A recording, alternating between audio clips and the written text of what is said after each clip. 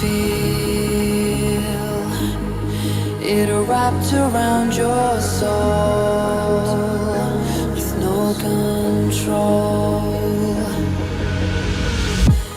You can't breathe when you're drowning underwater.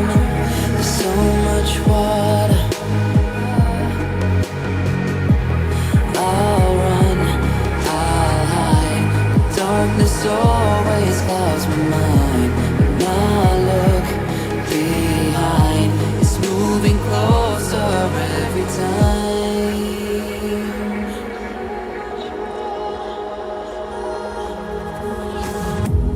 I can't pretend that I have a strong defense. 'Cause darkness, my old friend, you get me in the end. At the end.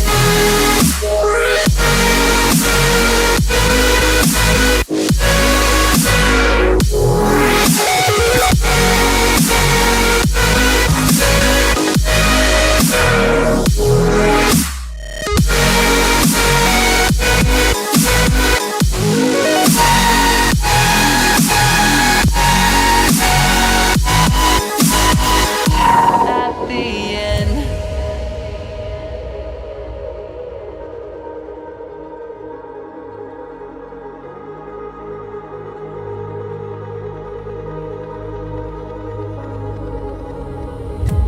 Can you feel it wrapped around your soul with no control? You can't breathe when you're drowning underwater. There's so much water. I can't pretend that I have a strong defense. 'Cause darkness, my old friend, you get me in the end.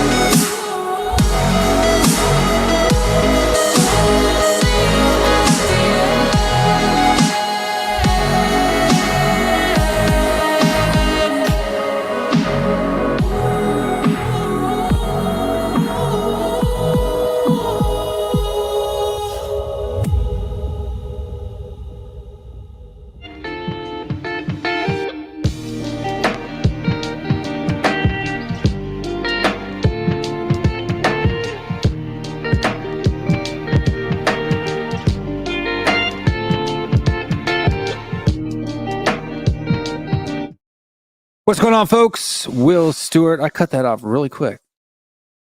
Let's let that go for a little bit longer. There we go. We'll bring it down a little bit.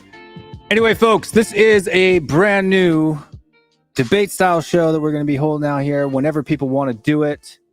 You can look down at the ticker below. It says, if you want to debate, email us at debate.thfcrants@gmail.com and or DM me on Twitter. If you have a person and or subject that you'd like to debate, this is official debate, right? Go ahead and do that. But today we've got Jason above me here. And if you don't know this guy over here, I don't know what you've been doing with your life. But before I unmute these fellas and we get going, I just want to let you guys know that this is how since this is the very first one, this is how it's going to work out. This is going to be a formal style debate. We're going to have 5 to 10 minute openings, or just as long as the person wants, on the 3 topics. The topics tonight are Steven Bergwin, Nuno Espirito Santo, and football fans on social media. So those are going to be the different topics that they're going to be discussing and going back and forth on. The opening part segments, Jason's going to go first, then Marcel's going to go, then we're going to go into a 60-minute open conversation. I'm going to sit down here and be completely neutral and unbiased. If it gets into a little bit of a dumpster fire, I will come in and we'll chop it up in between for the folks that are watching. That way nobody's really talking over each other too much, but obviously I'm going to let the conversation go really free unless it gets out of control. And then for the last 30 minutes, so audience, while you're watching, if you want to put in comments and stuff like that, that's fine. None of the comments will be read out during the regular program because we don't want to interrupt the debate.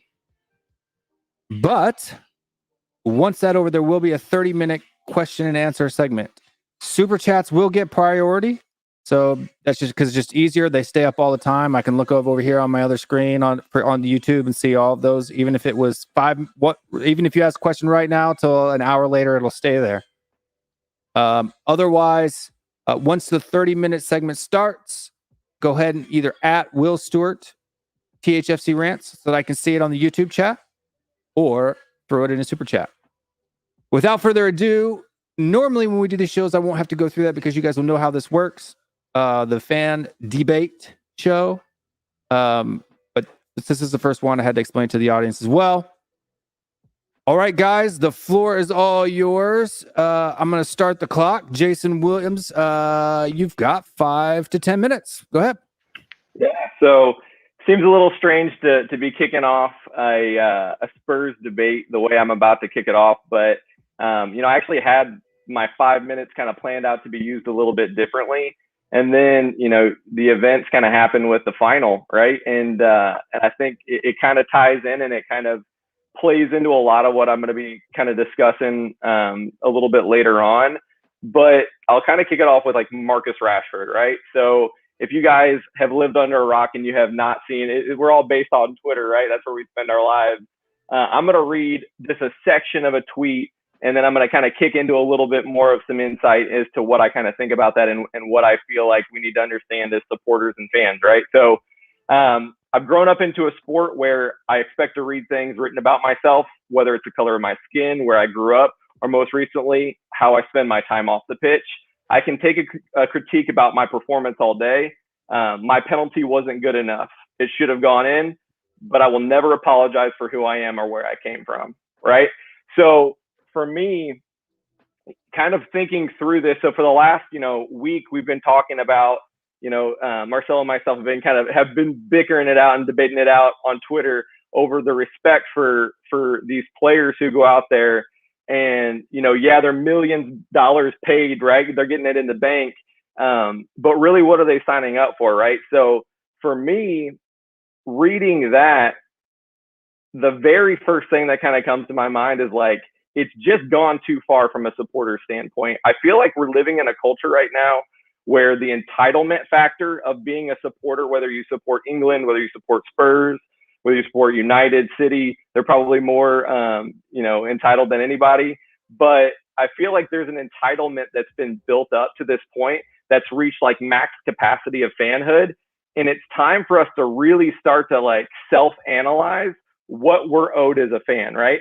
So when I think about football, for me, it's an entertainment factor. It's about players kind of going out there and playing for the badge. But you got to think about Marcus Rashford in this moment.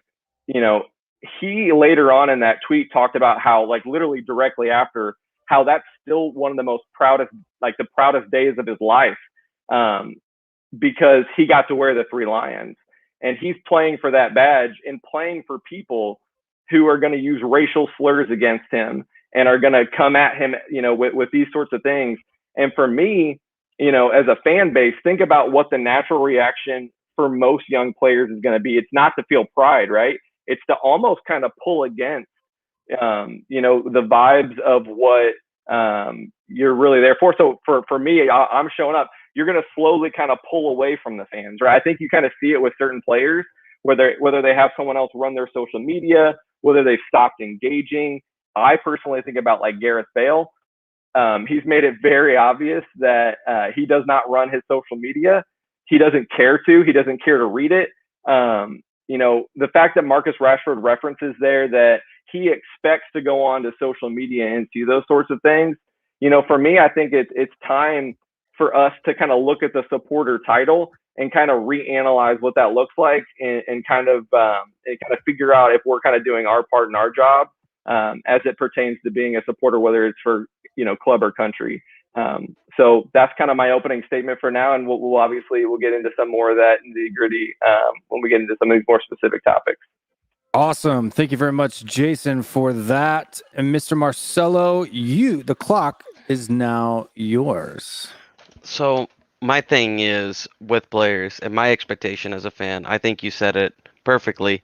I expect them to fight for the badge. I expect them to show respect to the club and be a professional.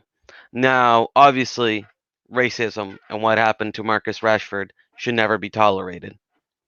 But there's a big difference in me critiquing a player for his shape, for, you know, not looking unfit, for a lack of effort, a player that has scored 1 goal in a whole season, was tied with a goalkeeper in goals, a player with average stats, average performances, below average actually, not even average, below average performances.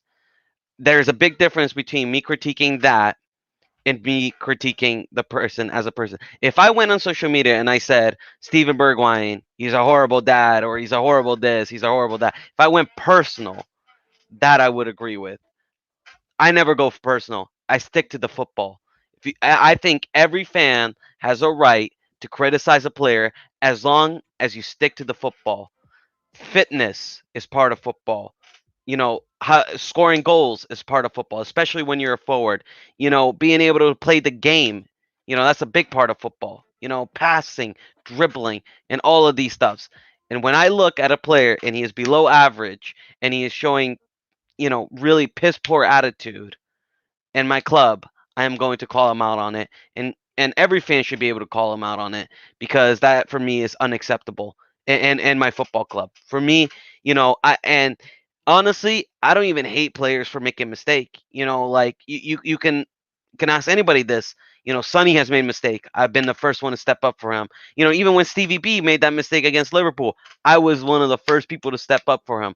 But what I can't tolerate was that he made a mistake and he stayed down. And that for me is a definition of a loser. You know, you can make a mistake. You can have that moment, and you can take your time to get up. You know, it's, you know, if it took him like 3 games, you know, 3 or 4 games to get back that confidence, but it took the guy. He never even got it back. I was gonna say it took him the whole season, but he hasn't even gotten it back. Yeah, sure, he scored against that goal against Villa, but really, what did he do after that? He didn't do anything. So, you know, in my opinion, he definitely deserves the criticism I give him. He definitely deserves, you know, every football critique I give him. And his attitude has not been good enough. And he deserves to be called out on it, because guess what? He gets paid more than enough money, right? I'm sure if you showed the same performances in your job, Jason, as Steven Bergwin did, you would not have a job.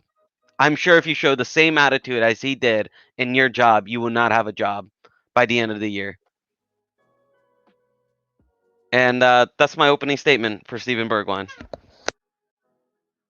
Alrighty, so now we're going to get into the open conversation department, and this will be able to for everybody to go back and forth. Try to not interrupt each other as much as possible. I mean, it's going to be impossible not to interrupt. But if it gets too crazy, you will hear and I'll jump in there and we'll split it out. But with that in mind, for folks that are watching at home, make sure you do hit a like on that like button, smash the like button. Go ahead and hit the subscribe button too. If you haven't already, if you're not a subscriber to the channel, make sure you go ahead and do that. Also too, just a reminder, if you would like to debate, just email us. I have pinned the email address to the top of the chat. If you guys want, if there's somebody you want to do that. And with no further ado, Jason, you get the first word. Yeah, so I'm glad you kind of reference it back to kind of like my performance in my job, because I think that that's pretty relevant also in kind of what we're talking about. So if someone were to if I were to walk into my job where I am on camera at times, things along that nature, and kind of before even a project had started, someone was already kind of in a like a in just like the form and fashion in which it's said is calling me, like, oh, look at this fat tard over here, like lifting hamburgers versus doing this. It's in the tone that it's coming for. For me, the very first thing, like my reaction isn't going to be like, you know what, you're right. Let me come out here. Let me hit the gym a little harder because, Jimmy Jackstick on Twitter, is calling me, overweight and fat and, making references to me lifting, cans of Diet Coke or whatever the heck is the scenario there. I want to read off a couple facts to you real quick because everything that you've given me is a little bit subjective. So Steven Bergwin came over at the age of 21. All right. New country, new teammates who he had no rapport and anything built with, brand new coach, a little bit of an intimidating one, right? So Jose Mourinho, rumor having it that Jose Mourinho did not want Steven Bergwin in the squad. Okay. That was more of a Steve Hitchen, Levy choice. That was just kind of the scenario. Comes out like a rocket, fire. Okay. Guys burning everybody on the left, scoring wonder goals, literally my favorite goal of his first season of that particular season 2 seasons ago was Bergwijn's goal. It just was. It literally had me out of my seat like nothing I had seen in a while, right? That something about that debut come out just kind of rocket fire, right? Well, what happens? He picks up a lower body injury, ankle injury, right? So for a guy who relies on speed, that's immediately something he has to deal with. Okay. So then starts to heal up, comes back in. So then all of a sudden gets sent out on international duty to the Netherlands, gets sent back for fitness because of said injury or injuries. They didn't really, I don't think, win the full details, but essentially was sent out of international duty. Then immediately this next summer has to watch Gareth Bale come in to basically take his position. All right. Becomes a father for the very first time, which for a young guy, big lifestyle change as far as like how much time's dedicated to what. Then he's not selected for the Euros. Okay. So that's 18 months, the last 18 months of Steven Bergwijn. So when you say to me that you don't necessarily understand why his confidence is shot and there's no excuse, I think I just listed off about 8 to 10. And for me, watching a kid with what he did at PSV, with the dynamics, with the skill set, it's like watching Tanguy Ndombele. I'm not saying that their skill sets are exactly the same, but watching him burn folks, that's a skill set that translates anywhere. I've watched him do it in the Premier League against some pretty top talent as well. For me, when you have Steven Bergwijn, who essentially was competing against Gareth Bale, why didn't Gareth Bale start most games? Why did Jose not pick him? Because he wasn't fit. Well, fitness and what else? What was another reason that he wasn't picked by Jose, specifically Jose? Because I guess he didn't track back as much. 100%. So yeah, but he didn't score goals either.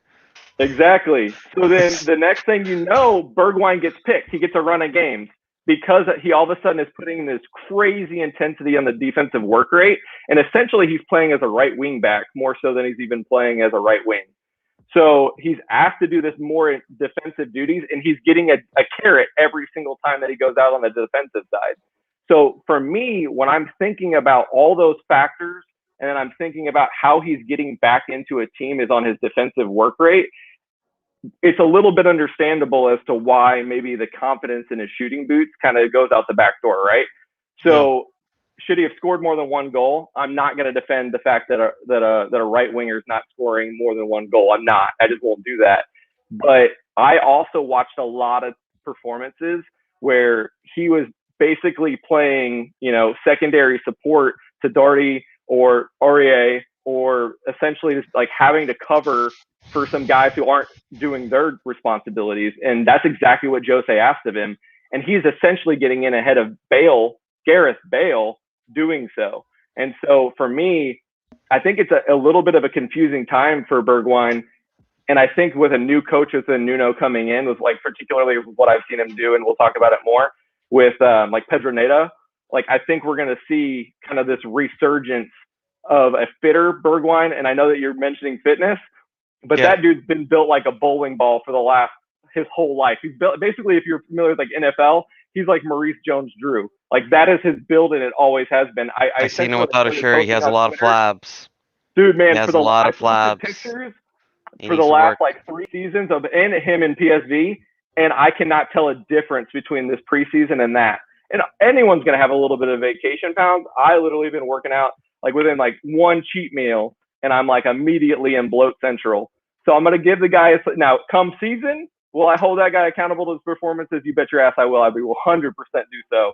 But I'm gonna be kind of that cheerleader in the meantime, because that's what the preseason's all about. It's about kind of wondering what will happen. It's about kind of encouraging your team on.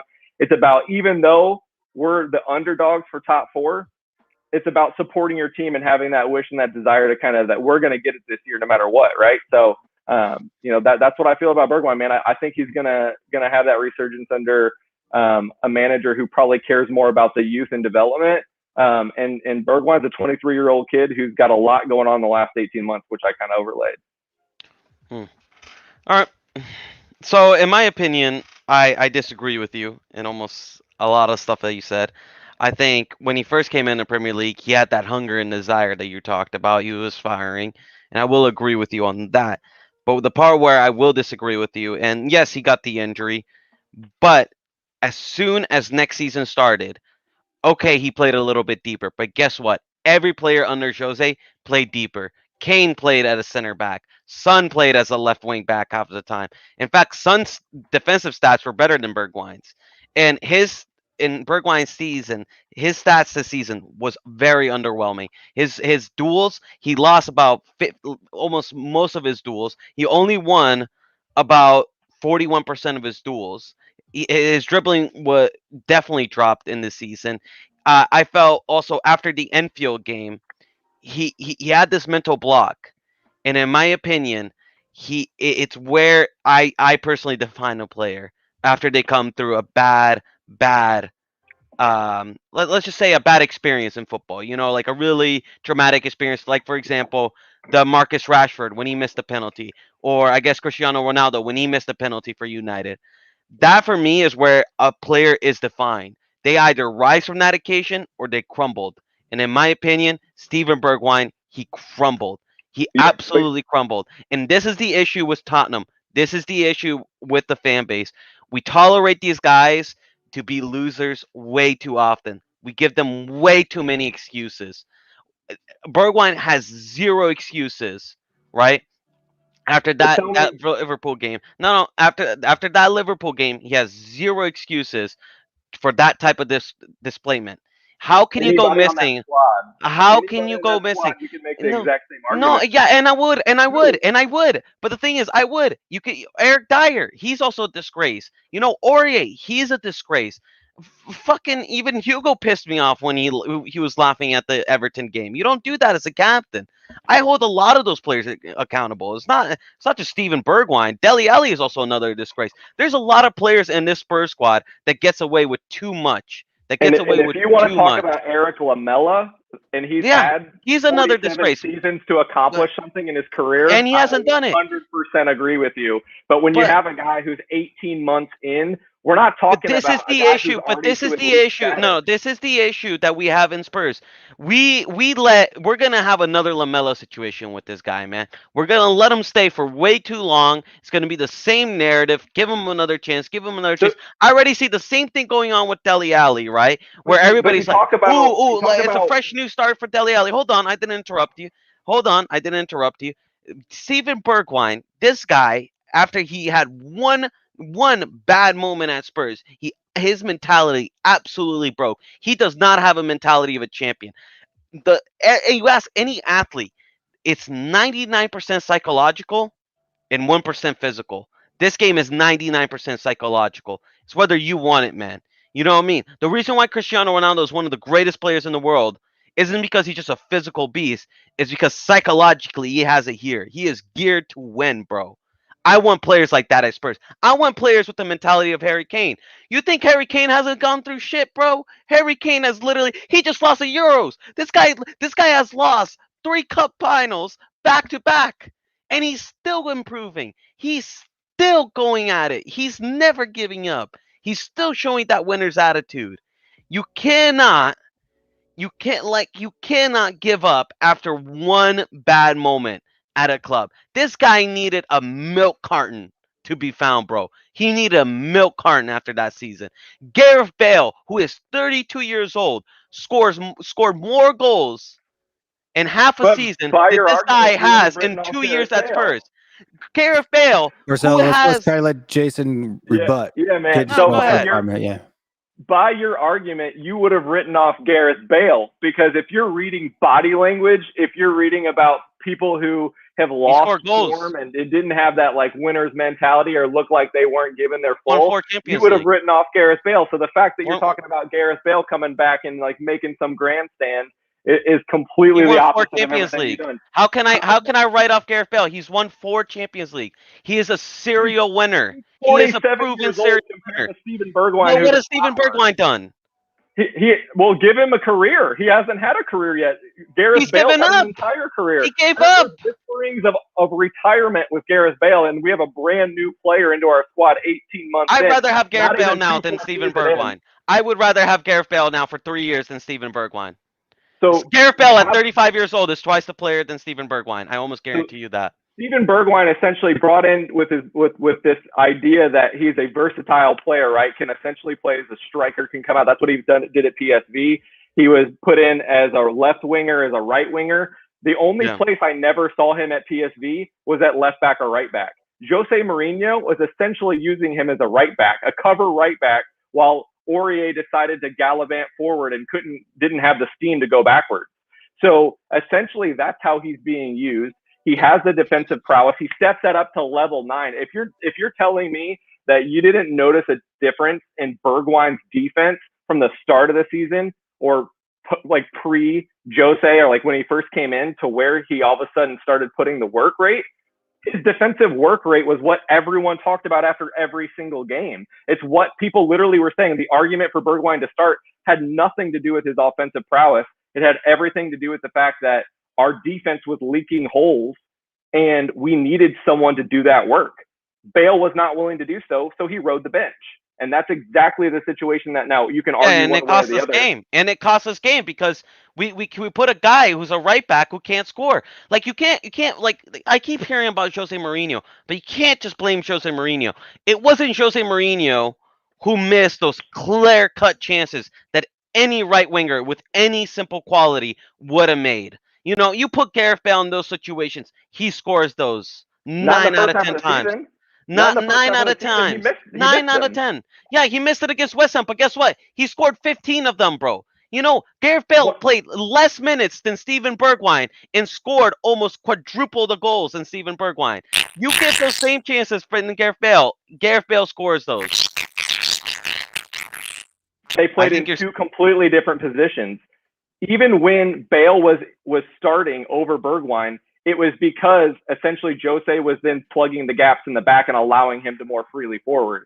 When he put Bergwine, you could tell from the very second that Bergwine's feet touched the pitch, his instructions were to defend. His instructions were not to allow anything to come down that right flank. It's counter-attacking football. It's counter-attacking football.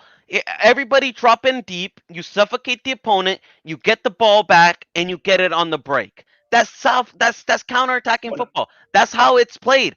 The wingers drop deep. It's just natural. That's how every Jose Mourinho's team has played. But at the same time, it wasn't Jose Mourinho's fault. He missed those chances. It was not Jose Mourinho's fault that he mentally broke. Yes, no, it wasn't.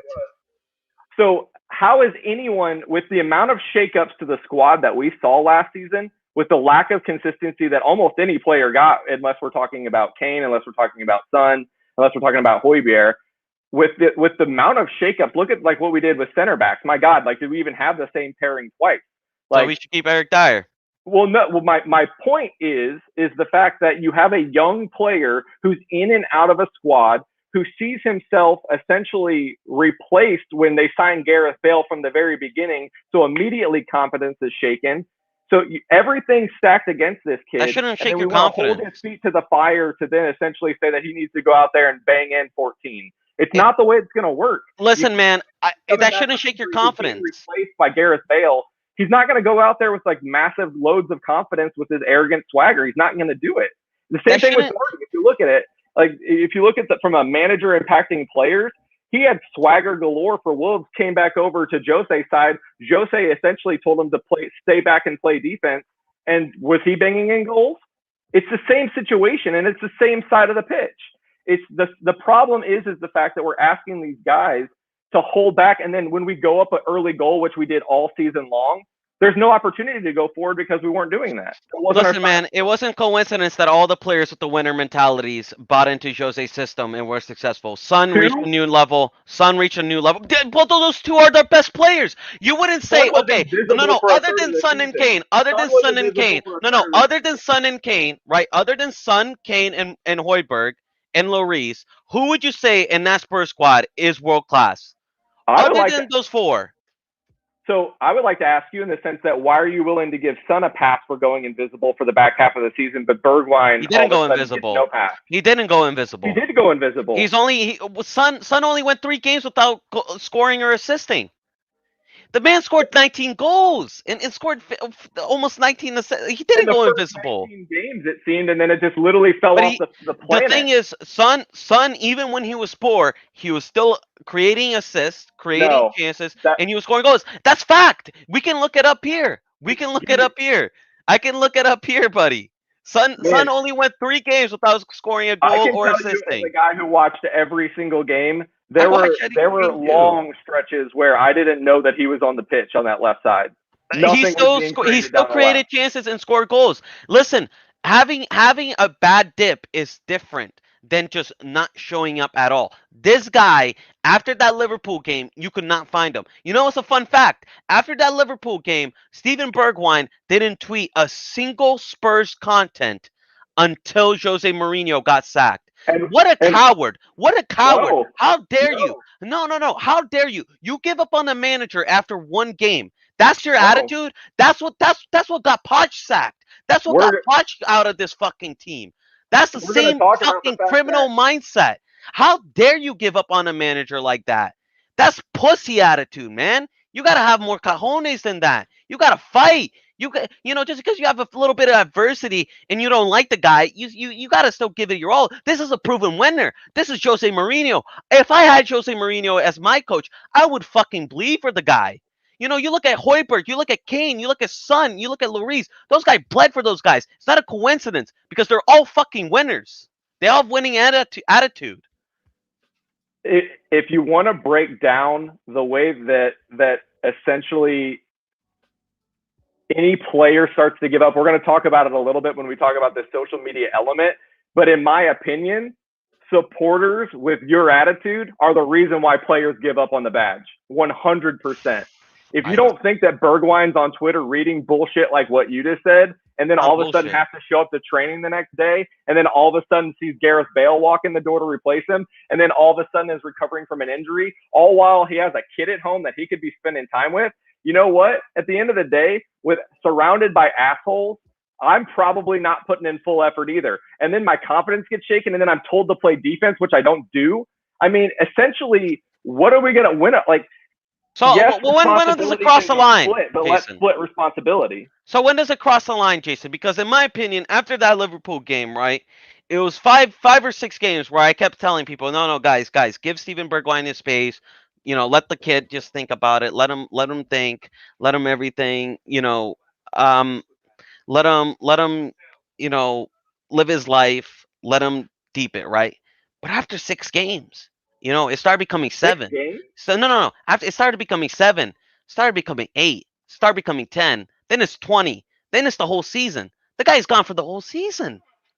How long can we tolerate? A guy going missing. This is what happened. This is what happened. A season. Yes. After one. Yes. So okay. So no. So after. Okay, hold on a second. So if you have one bad game, one game where you experience failure and defeat, you should take the whole season off. That's your attitude. No, that's what you just told me. I'm saying a kid with a confidence issue for a season shouldn't be cast out, because in that scenario, you would have cast out a ton of legendary players. You would have tossed out a ton of world-class players. You wouldn't, man. Had a dip and had to make up another because team, legendary players wouldn't go care. off and they've had to have a different manager. How many players have dipped in form or gone invisible for a season, had a new manager come in and had their career revitalized? Yeah, but those players, but that's because those players were immune to criticism. They were immune to the pressure. No, they lived up. They lived then up why did they have a to bad the occasion. season? Because they live for the ran season short for on that confidence, season. but they still believed in themselves. There's a difference between giving up on yourself and having low confidence and not playing at your best. Sonny didn't play for his best for a good while, but he still had the confidence in himself. He still kept going. He still played every game with the best of his ability. Steven Bergwin had below mediocre stats, below mediocre performance. This guy, basically threw a manager under the bus. He basically told Jose to fuck off after a game. That is, for me, is criminal, man. The guy had one bad game and quit for the whole season. This is the same thing, and I'm telling you, this is the same. This is Dele Alli 2.0. This is exactly what I hear from Dele Alli fans. First is, oh, he had one bad season, guys. Let him off, right? Then it's like, okay, let him recover this season, all right? Then he doesn't recover. He basically takes the whole season to recover. And then everybody's like, maybe that's all he needed. He needed a whole season to recover, right? This season is his last chance. Let's give it to him. Doesn't show up this season. Doesn't show up the next season. And then all of a sudden, he's here forever because nobody wants to buy him. This is Lamella. This is Dele Alli. I've seen this all too often in Spurs. And this needs to end. If you don't show the attitude of a winner, if you throw a manager under the bus, if you can't live up to the expectations, if you can't handle pressure, leave. Gone. Bye-bye. And that is 100% a phenomenal attitude if you're Real Madrid or if you're Barcelona or if you're Liverpool or if you're Man City. We are not. We want to be. We are a 7th place Spurs, all right? And we're just going to accept that. Right now attracting players because we don't have Champions League.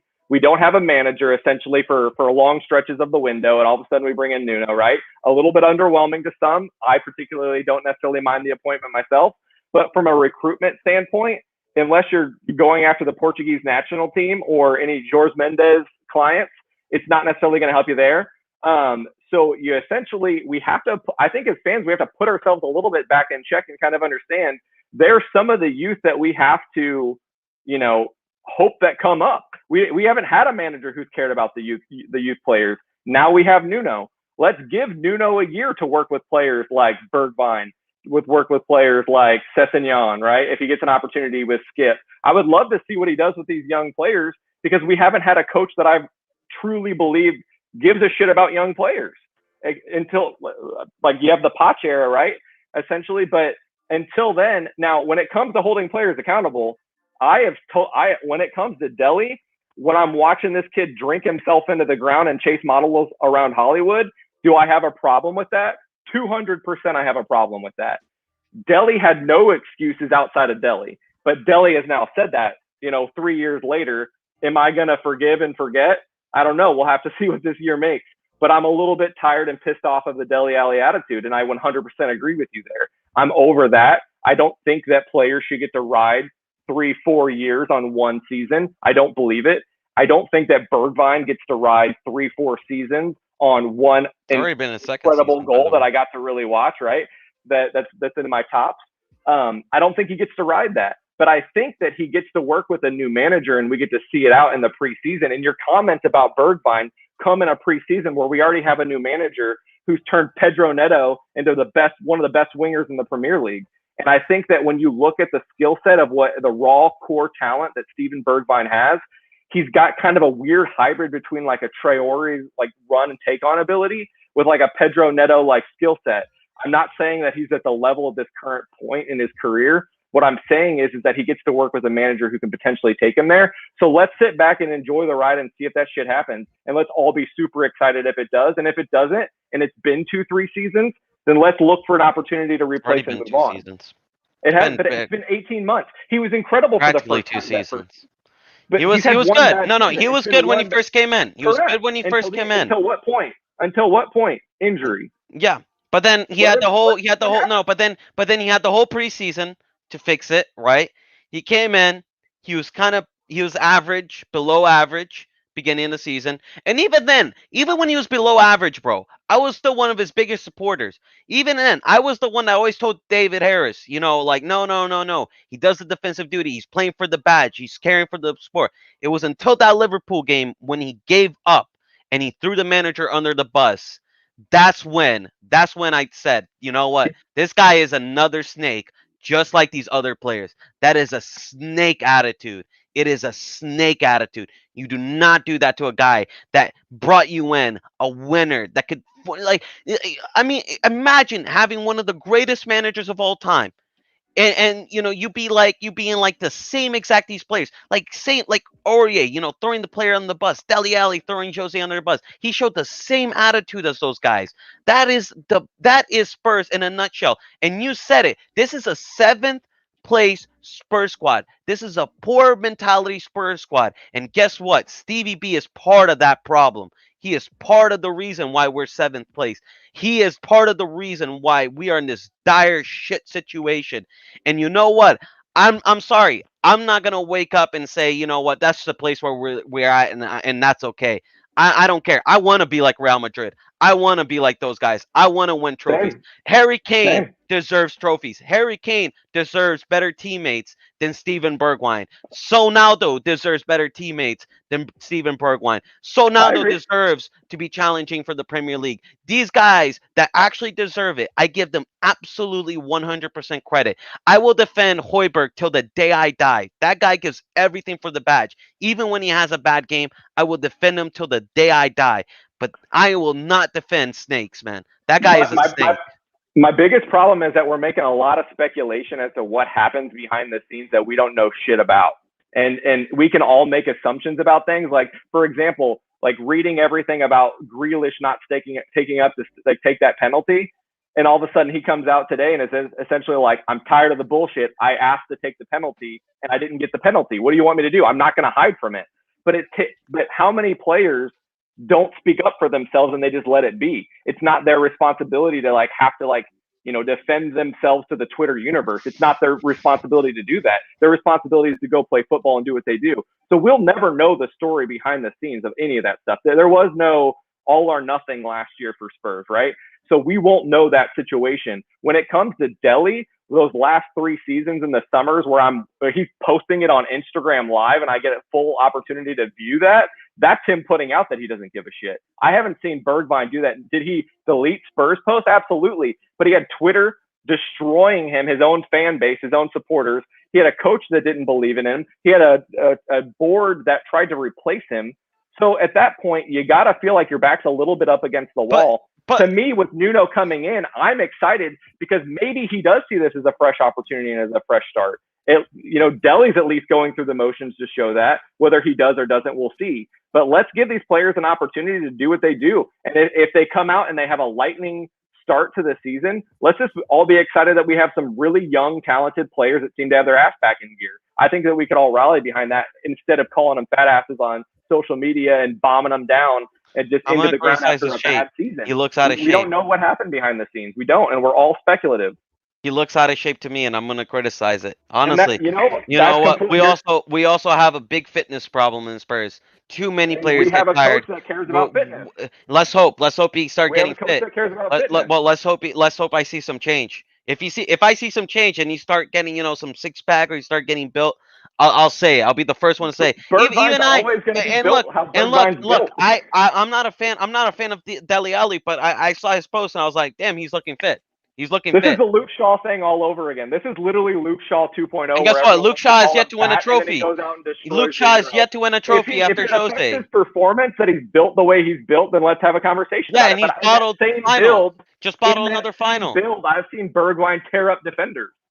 Oh, man, listen, everybody keep bringing up Luke Shaw, bro. That guy has, if anything, Luke Shaw owes Jose an apology because that's probably the last trophy he's going to win. I don't love Luke Shaw. I'm just saying everyone's calling him. I just keep hearing everything about Luke Shaw. Jose ruined Luke Shaw. But everyone wrote him out. He had a great tournament and almost became a legend for England. If they don't give up that set piece, he's a legend forever. So it's just, and my theory is that it's not our responsibility as supporters to as grown men in particular, to be talking about whether we think someone looks fat in their shirt. I think what our responsibility is to judge them on the performances of the pitch. Let's watch preseason. Let's see if he looks fit, and let's judge it based on that. Bergwin to me has always looked thick, and I made comments kind of like jokingly about it, like when he first came in, not in a derogatory or negative way, but just like he's a bowling ball. Like he's a little bowling ball. He's like little mini, like if you squish Traore into like a little thing and took off a little bit of the muscle mass, he's got that just stout build. And I'm excited to kind of see with that low center of gravity and a little bit of strength, what can happen potentially with the Nuno appointment and coming in and seeing how he does on the wing. Let's see if it works. If it doesn't, then we know where we stand. In my opinion, sell the guy, get rid, 15 million, invest that, get Pereira, go for a top right winger. He's not a top right winger. He has a weak attitude, weak mentality.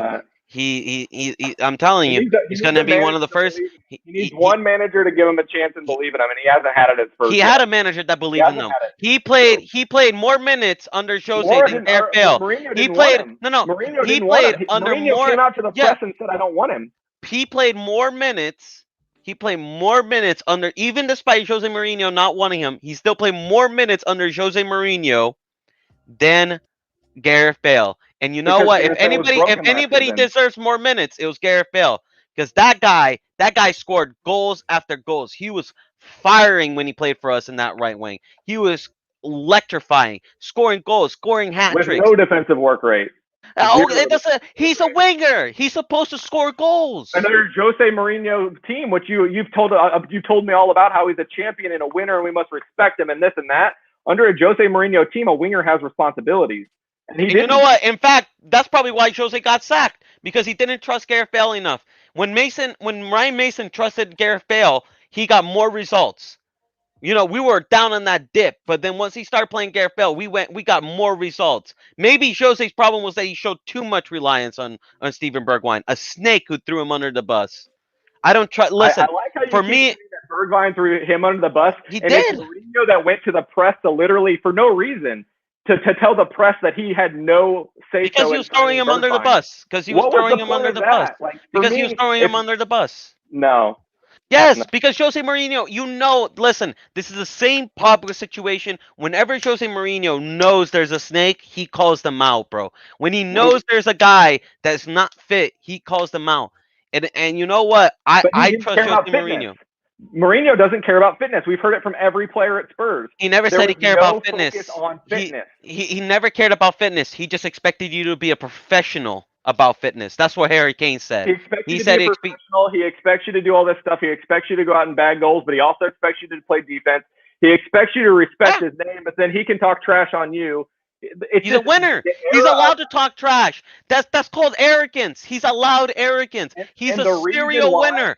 Who is Steven Bergwin? Conte is because the Spurs squad of last year and this year will not perform under a manager like that. Now, do I think that they need to toughen up and we need to get away from the baby era? That's why we lost. 100%. Yes. I would love to have 11 Hoybears on the pitch. I would love it. I would love that. Because you're defending Steven Bergwin quite a lot. You know what I mean? You're defending a pathetic because you're dismissing a guy after that had a bad season, that was told to play defense, that had injuries, that moved to a new team, that moved to a new country, that had a new baby. The guy literally had the cards stacked against him, was told that he wasn't wanted, had Gareth Bale brought in, the player that he did want, and all of a sudden, and guess what? He was given minutes. He has a bad season. And he was given a chance to prove himself. He was given a chance to prove himself. He was given a chance to prove himself, and guess what? He didn't. Yes, he did. He got more minutes than Gareth Bale. He got more minutes than Gareth Bale. He got enough. He played. He started.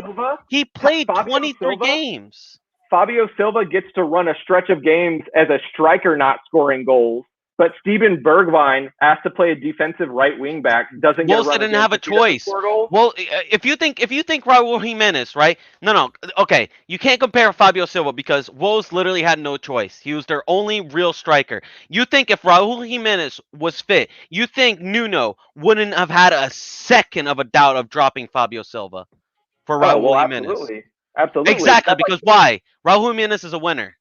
But that's like saying if we had Leon Bailey, is Bergwijn going to get the start? No, he wouldn't. Exactly. Leon Bailey's going to get the we start. want the best. I want better players for We do, Spurs. but Leon Bailey doesn't want to come to Spurs. So No, we but have there's better options than Steven Bergwijn, is what I'm trying to say. But- He has a weak mentality.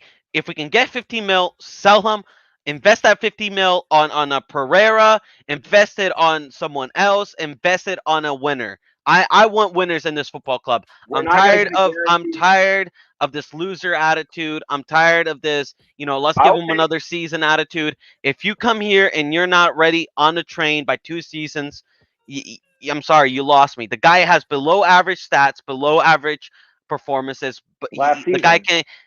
Even I mean, he had a bad season. I think we are all in agreement. It's below average, man. It's below, like it's Correct. so. He had such a horrible season. He got tied with a Correct. goalkeeper That's and a goals. reiteration of death. I don't want any player like that at Spurs. If you have that horrendous of a season, I don't want a player who gives up on the badge. I don't want a player like that. Assumptions that he gave up on a badge and that you don't have any insight into whatsoever. He gave up on the badge. He didn't show up after the whole season. Bergwijn under Nuno over 15 million, 100% all day. I would sell Steven Bergwijn. That's maybe a different conversation. But if you're telling me 15 million or Bergwijn under Nuno, give me Bergwijn under Nuno. Man, you're mistaken. If anything, Bergwijn is going to be the one that gets Nuno sacked. This is the exact same thing. What we're giving Dele Alli another chance. We're giving all these bottle jobs, all these losers another chance. And guess what? They're going to get another manager sacked. We're going to keep saying the same thing. Oh, he's not going to, he didn't thrive under Nuno. Nuno was too pragmatic, this and that. It's all BS. Listen, if you're a world-class player, you play under any manager. Why Lamela hasn't already left. It's why Dele hasn't already left. You have Daniel Levy, who loves Dele for an emotional reason. The same thing that you saw in All or Nothing with Tenga and Ndombele. He has this emotional attachment to players that he brings in. He falls in like a weird romance situation with them. It's like fairy tale feelings for them. He refuses to sell them at the right time. Then it gets to the wrong time, and he can't sell them. Spurs are terrible because they ask for 3x of the asking price. It scares it scares other clubs away. No one wants to deal with Levy anyway. And so they're just going to go find an alternative player. So we're not going to have suitors coming in asking that are willing to give us 20, 30, 40 million for Bergwijn or Dele, because I'll sell him 50 million for Ajax. That's not going to happen. We can't sell players, which hopefully Paratici can really help with, because we have a massive problem at Spurs, which one thing we agree on is there's a lot of dead wood and there's a lot of wrong mentalities that do need to go. And it bleeds into players like Bergwijn, who's surrounded by losers and then has some adversity and then has to turn to his loser teammates in order to kind of gain that. And guess what? He gets welcomed into like the bad kid club. It's like getting associated with a gang, like a little bit dramatic, but like essentially gets like associated with these bad egg players with bad attitudes. And then, yeah, we do see a little bit of man. it. But let's see him under know Nuno. better. Let's He's see him a with a grown little bit man. more structure. He's a grown man. He should know better. At 23 years old, I'm 23 years old. And you're also the one making fat comments about another grown man on Twitter. I made a titty joke. I made a titty joke. Yeah, correct. About your own player. About your own player. I made a titty joke, and you got offended by it. Yeah, a player who didn't show up for 3 seasons. After one season, a guy who didn't show up for a season, who went ghost, who couldn't be found in the milk carton, who threw a manager under the bus. After he had a bad loan spell, let's sell Harry Kane for $1 million.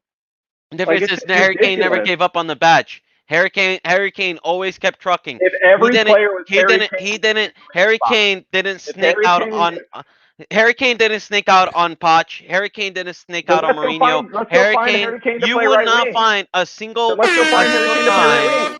All right, fellas, we got to remember that nobody can hear you when you guys over talk each other, especially you, Jason. Marcel's mic, he's got you there. He's beat you on the mics front. But we've got about 15 minutes left in the open discussion. So go ahead. But just remember, if both of you guys are talking at the same time, we can really only hear Marcelo. You go first. Because I don't want to talk over you. Yeah, for sure. So, talking a little bit, because I think it all kind of now ties back into our like social media elements things. And for me, this is like the perfect situation of like crossing the line between the professional and the personal, right? The titty jokes is kind of like it slips over, right? And whenever you just have to think about the repercussions. If you were to go to work, let's bring back your analogy, and you saw an email that accidentally got sent to you by your boss or by coworkers or whoever it was, just people at work, right? And there's a certain level, there's a certain difference between reading, I see poor performance, and look at fat titties over here who can't seem to do his job because he's coming in late because he's probably out there eating hamburgers, right? It's a different underlying tone. And if we're going to support the club, I think we need to support the club. Now, can we hold players accountable? Can we be critical of players' performances? Did I think that Eric Dyer was particularly sharp last year? Absolutely not. Did I make tweets about certain players in our squad? 100% about the performance, about what we're looking at that way. Did I mention there's just certain things that it just goes over. And I think that we have to evaluate the term supporter, because what does supporter mean at this point? At this point, we're just fans. Like I support Tottenham Hotspur. There's a reason as to why. It's like a culture. It's a cultural following that we do with soccer, which is like our football. That's why we love it. It's why it's different than baseball. It's why it's different than American football. It's why it's different than these other things, because there's a certain loyalty that's associated with it. You ride the low times. You don't just fair weather fan it, and every single player that has a down season, we don't just turn our backs on them. That's what football is. We hope that they improve. We hope that they kind of get there. 2-3 seasons later, we make our assessments, right? But we saw the same thing with Nuno after the Gattuso thing, right? There's an entitlement issue within like social media right now, within football Twitter, with football social media. There's an entitlement thing. Everyone who has to suffer through a bad season, a bad game, every Twitter person, every social media follower, they feel like they have to attack something else. So they have to go at that player. They have to make sure that player feels an emotional response because they felt bad. I felt bad that I had to watch a bad game. Now I have to go out and make this person feel like shit about themselves. And we're in a weird psychological place right now where I don't think that that's healthy. And I'll tell you what I think is going to happen. I think we're going to see this mass disconnect between fans and between supporters. Mass. Like, I'm talking like, I already see it a little bit where you can tell certain players just try to do and say the right things when it comes to supporters. Like, they give the clap. Like, they're like, I just want to thank the supporters. Yeah, no, in Tottenham, they don't even do that. Harry Kane had to come out and make them do that. Right. Yeah, I'm supposed to protect those guys, right? That can't fucking even clap. And then you wonder why we don't like them. No, you wonder why we don't like them. They take a knee. They're booed when they take a knee. They get racial comments on Twitter every single time that they have a down performance. If they're any person of color, they have to listen to comments about their families and about their this, and they get threats in their DMs. And I disagree with those people. They get comments about their girlfriends and their wives. How many Regulon comments have we got? And that's what I meant. It's never personal. These guys to suck our ass and come out there and want to cheer on the fans.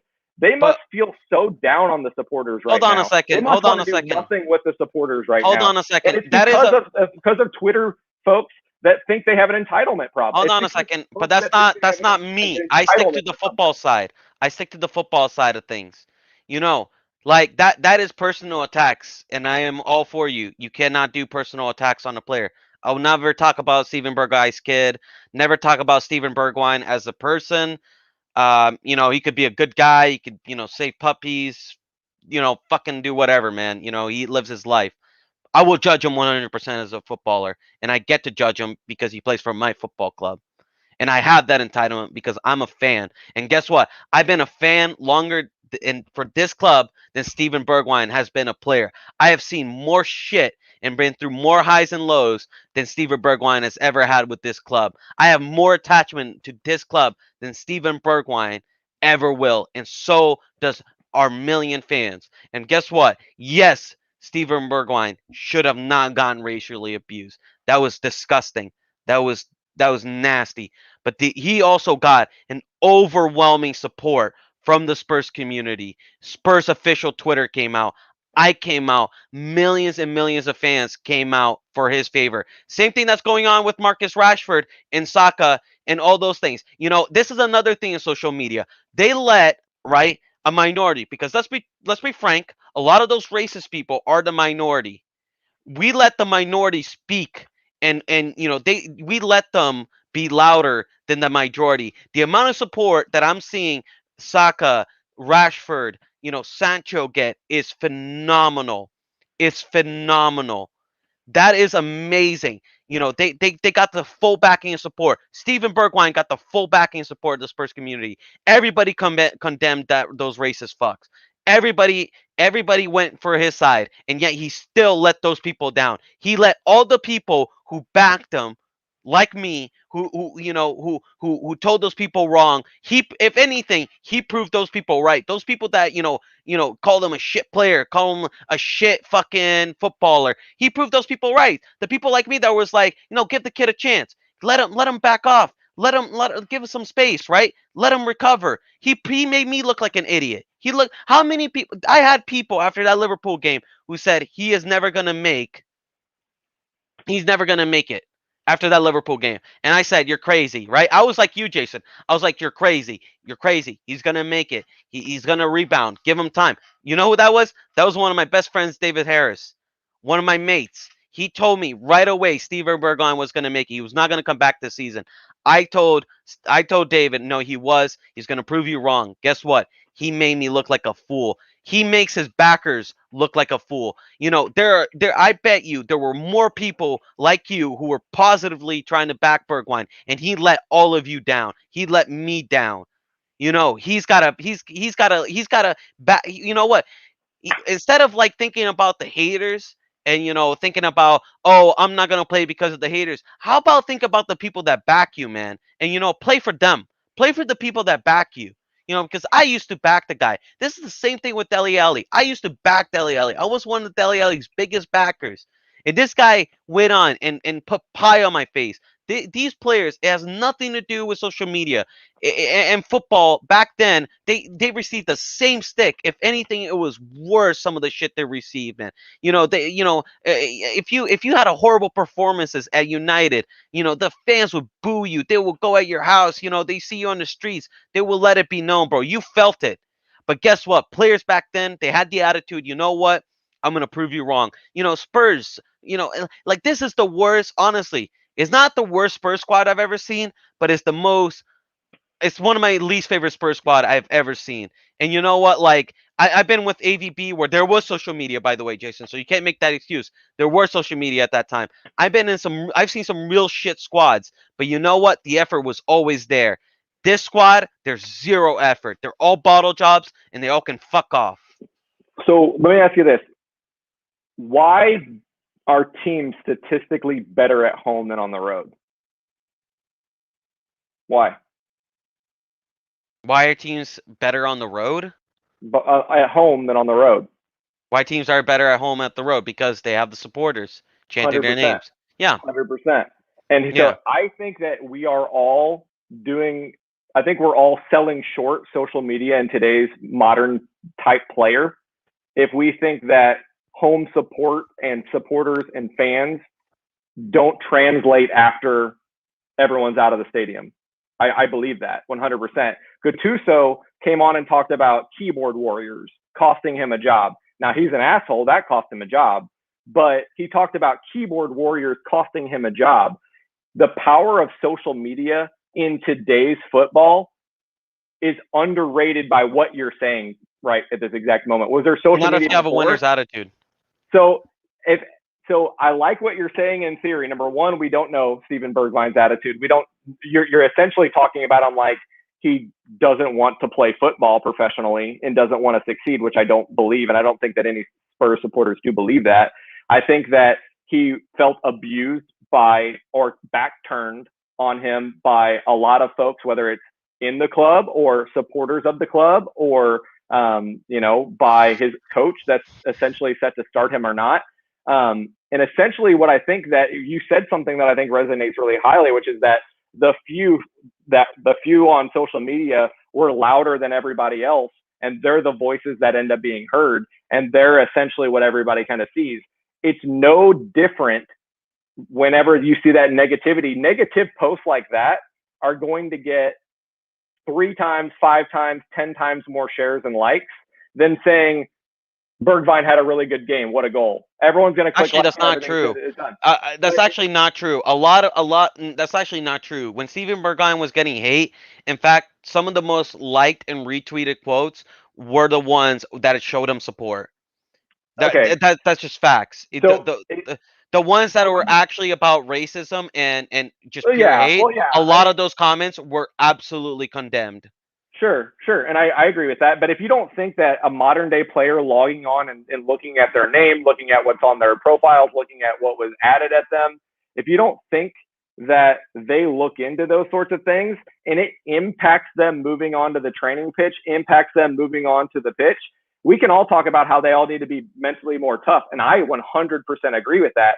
All I'm saying is that I think supporters have more of a responsibility now that modern football with social media is in place than we did before. Going to the stadium, we don't all get to do that. I live in Dallas, Texas.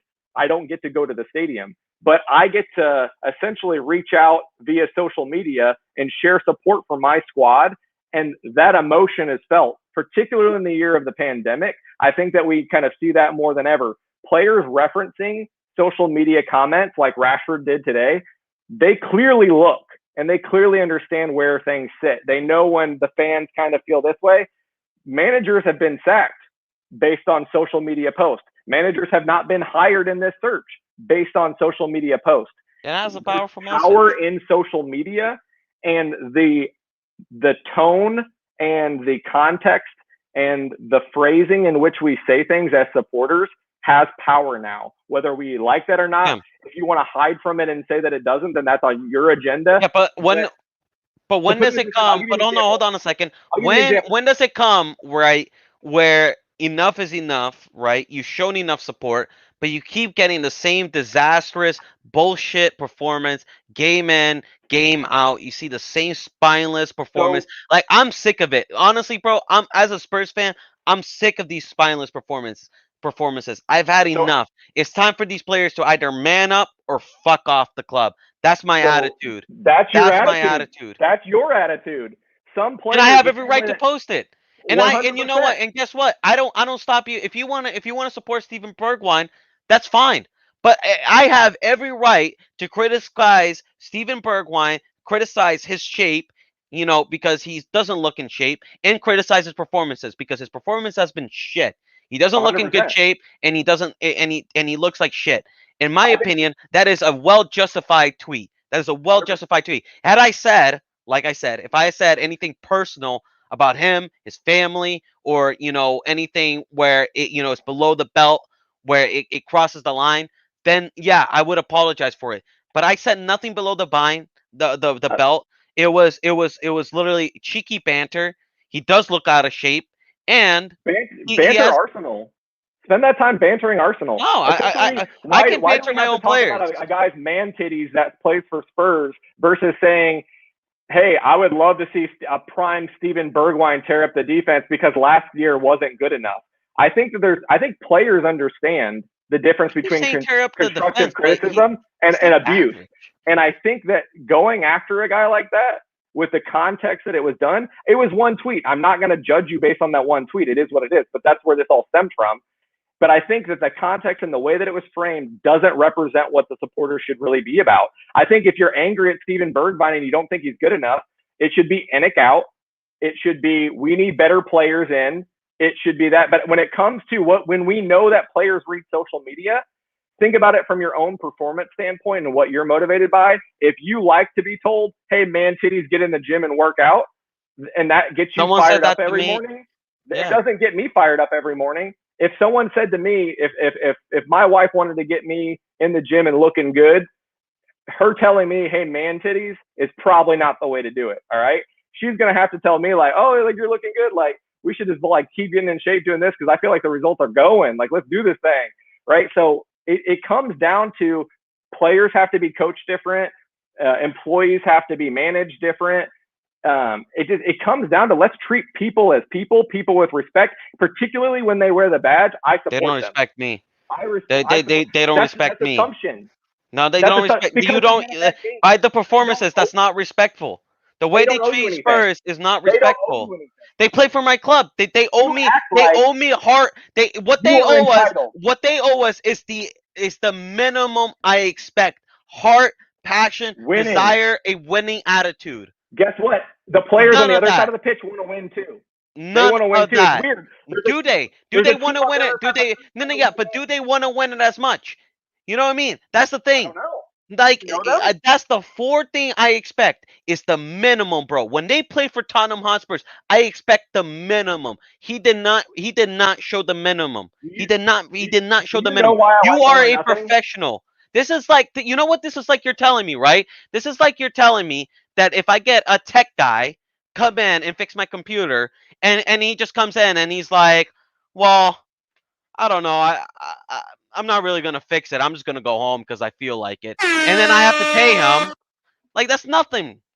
Like make a final? I can criticize him. Can I make a No. final? Time is up. What we're gonna do is we're gonna do final comments. One comment from each side, uninterrupted. So we got Jason with his final comment, Marcelo with your final comment.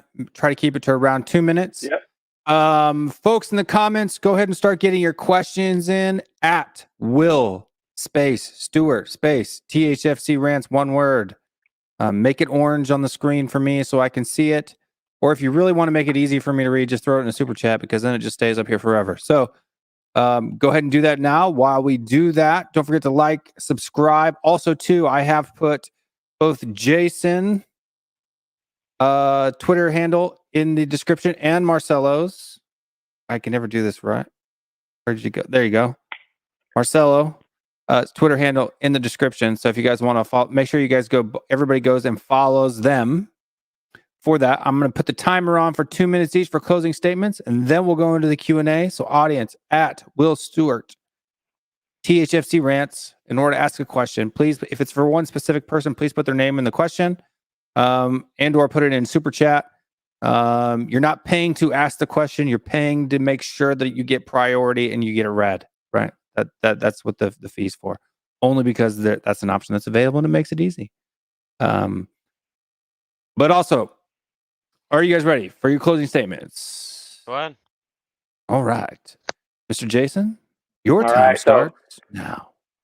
So that technician that was in your house, you have the right to call him fat man titties for not fixing your cable. But what I would ask Spurs supporters that are watching this to do is to go about it the right way, is to essentially say, you know, look, man, that's not good enough. Like, right? Call his boss. That's not good enough. Call his boss's boss. That's not good enough until shit gets fixed. Nick out should be the main message that we're going for. Let's put our anger and our frustration to where it belongs. Potts should have been backed when we made that run to the Champions League final, and he was not. Everything else has been a snowball effect down from there. What I won't do is turn my back on our players that haven't had the time to show who they are and what they are in this league. To me, Steven Bergwin is that. And I'm going to be respectful with new young players that come into our squad. And I'm going to show them what Spurs is about as far as from a supporting fan base. And I'm going to stand behind that from where I am as a supporter. You can do whatever you want because that is entirely your right. You do have the ability and the right to call Steven Bergwin big fat jugs or whatever you want to talk about, how he is lifting quarter pounders more than he's lifting free weights. I'm going to go about it a different way. And I'm going to support, because I think there's a home field advantage now in this world with social media. And I'm going to give our players the biggest advantage that we can. And, you know, when it comes to players that I feel like are past it, Eric Lamela, I think, needs to go. I think that Eric Dyer needs to go. I think that Davinson Sanchez hasn't proven it as a young player coming in. And I think he needs to go. He's not ready for the Prem at this point. Clearly, he needs to go to another league. And I'm going to do it in the right way. And I'm going to say based on performance is how I feel, because that's what a supporter does. If you go about it with abuse in any form or fashion, whether it's racial or non, and you're going specifically at a person to strike an emotion, you're not a supporter, you're a fan. And Harry Kane said it today. He said, if that's how you go, then you don't support England. We'll put we'll put Spurs here, and they don't want you. So they owe you nothing. They owe you nothing. All right, Marcelo, your 2-minute closing. Listen, Liverpool, City, all these other teams, all these other squads aren't champions because their social media page is more supportive. They're champions because they have a winning attitude and they have a winning squad. They have the desire to win, and they have players that desire to win. Steven Bergwin does not have the desire to win. He's a below average player who gave up after one season, who showed a below average performances. This guy, he had enough support, he had enough time to get over it. He had enough time to get over the hump, and guess what? He didn't. I'm tired of this flaky, bottle job, weak performances, week in, year out, every day. Honestly, if it was rainy the next day, it would be the rain would be blamed, not the players. We make so many excuses for these players. I've never understood how. Yes, you are right about Enoch out. That is exactly right. But guess what? If an IT guy came to my computer and I paid him 3 times to fix my computer, and he basically walked out and left me hanging and made me look like a clown 3 times, yeah, I'm not gonna have some nice things to say to him. Guess what? I'm gonna have some pretty nasty things to say to him. Well, not nasty things, but I'll have some fair criticism to say to him. I'll go pretty deep on him, and I'll criticize his performances, as I have a right to. Because guess what? I am a Spurs fan through and through. Steven Bergwin, he can go. He can go. He can go. He can stay. At the end of the day, I'm Spurs through and through. Because guess what? I was a Spurs fan before Steven Bergwin, and I'm going to be a Spurs fan after Steven Bergwin. And that I'm going to tell you right now, I'm saying this and saying right now, you will apologize to me about Steven Bergwin in a year now. You're going to be saying, Marcelo, you were right. This guy is a bottle job. As everybody always say about these players. First it was Winks, then it was Dyer, then it was Aurier. I hear it every season. I have to debate it every season. Get the snowflake mentality out. Be winners. Alrighty then. Great job. Great debate, guys. I really enjoyed it. I was listening the whole time. It may not look like I was paying attention, but I was. Trying to make sure that everything here in the chat goes well. Also, want to remind the folks in the chat and the moderators that are watching with the show today, if you have a problem with something one of the debaters says, let's not call them names. If you want to call somebody a name, call me the name. I can handle it. Make sure you get your questions in at WillStewartTHFCRants, not WillStewartRants, Bob, but thank you for your comment. I've got it here, so I'll read it anyway. After I read the super chat comments, and Gogomanim, who's put 3 different super stickers in here just to show her support, and we appreciate you more than anyone else. Not only is Gogoma crazy about the super stickers, she's also a Patreon supporter as well, so she helps the channel a ton. If you have a question, at WillStewartTHFCRants and or throw it in a super chat, and I'll be able to see all of that. First question here is from, we got a $5 super chat, or €5 super chat from, I can't put it up on the screen because it's gone now, but I can still read it. From Aaron Dove, and he says, how are you boys? Whoops, I asked a question. That's not really a question. So how are you, Jason, and how are you, Marcel? Fantastic. Loving life.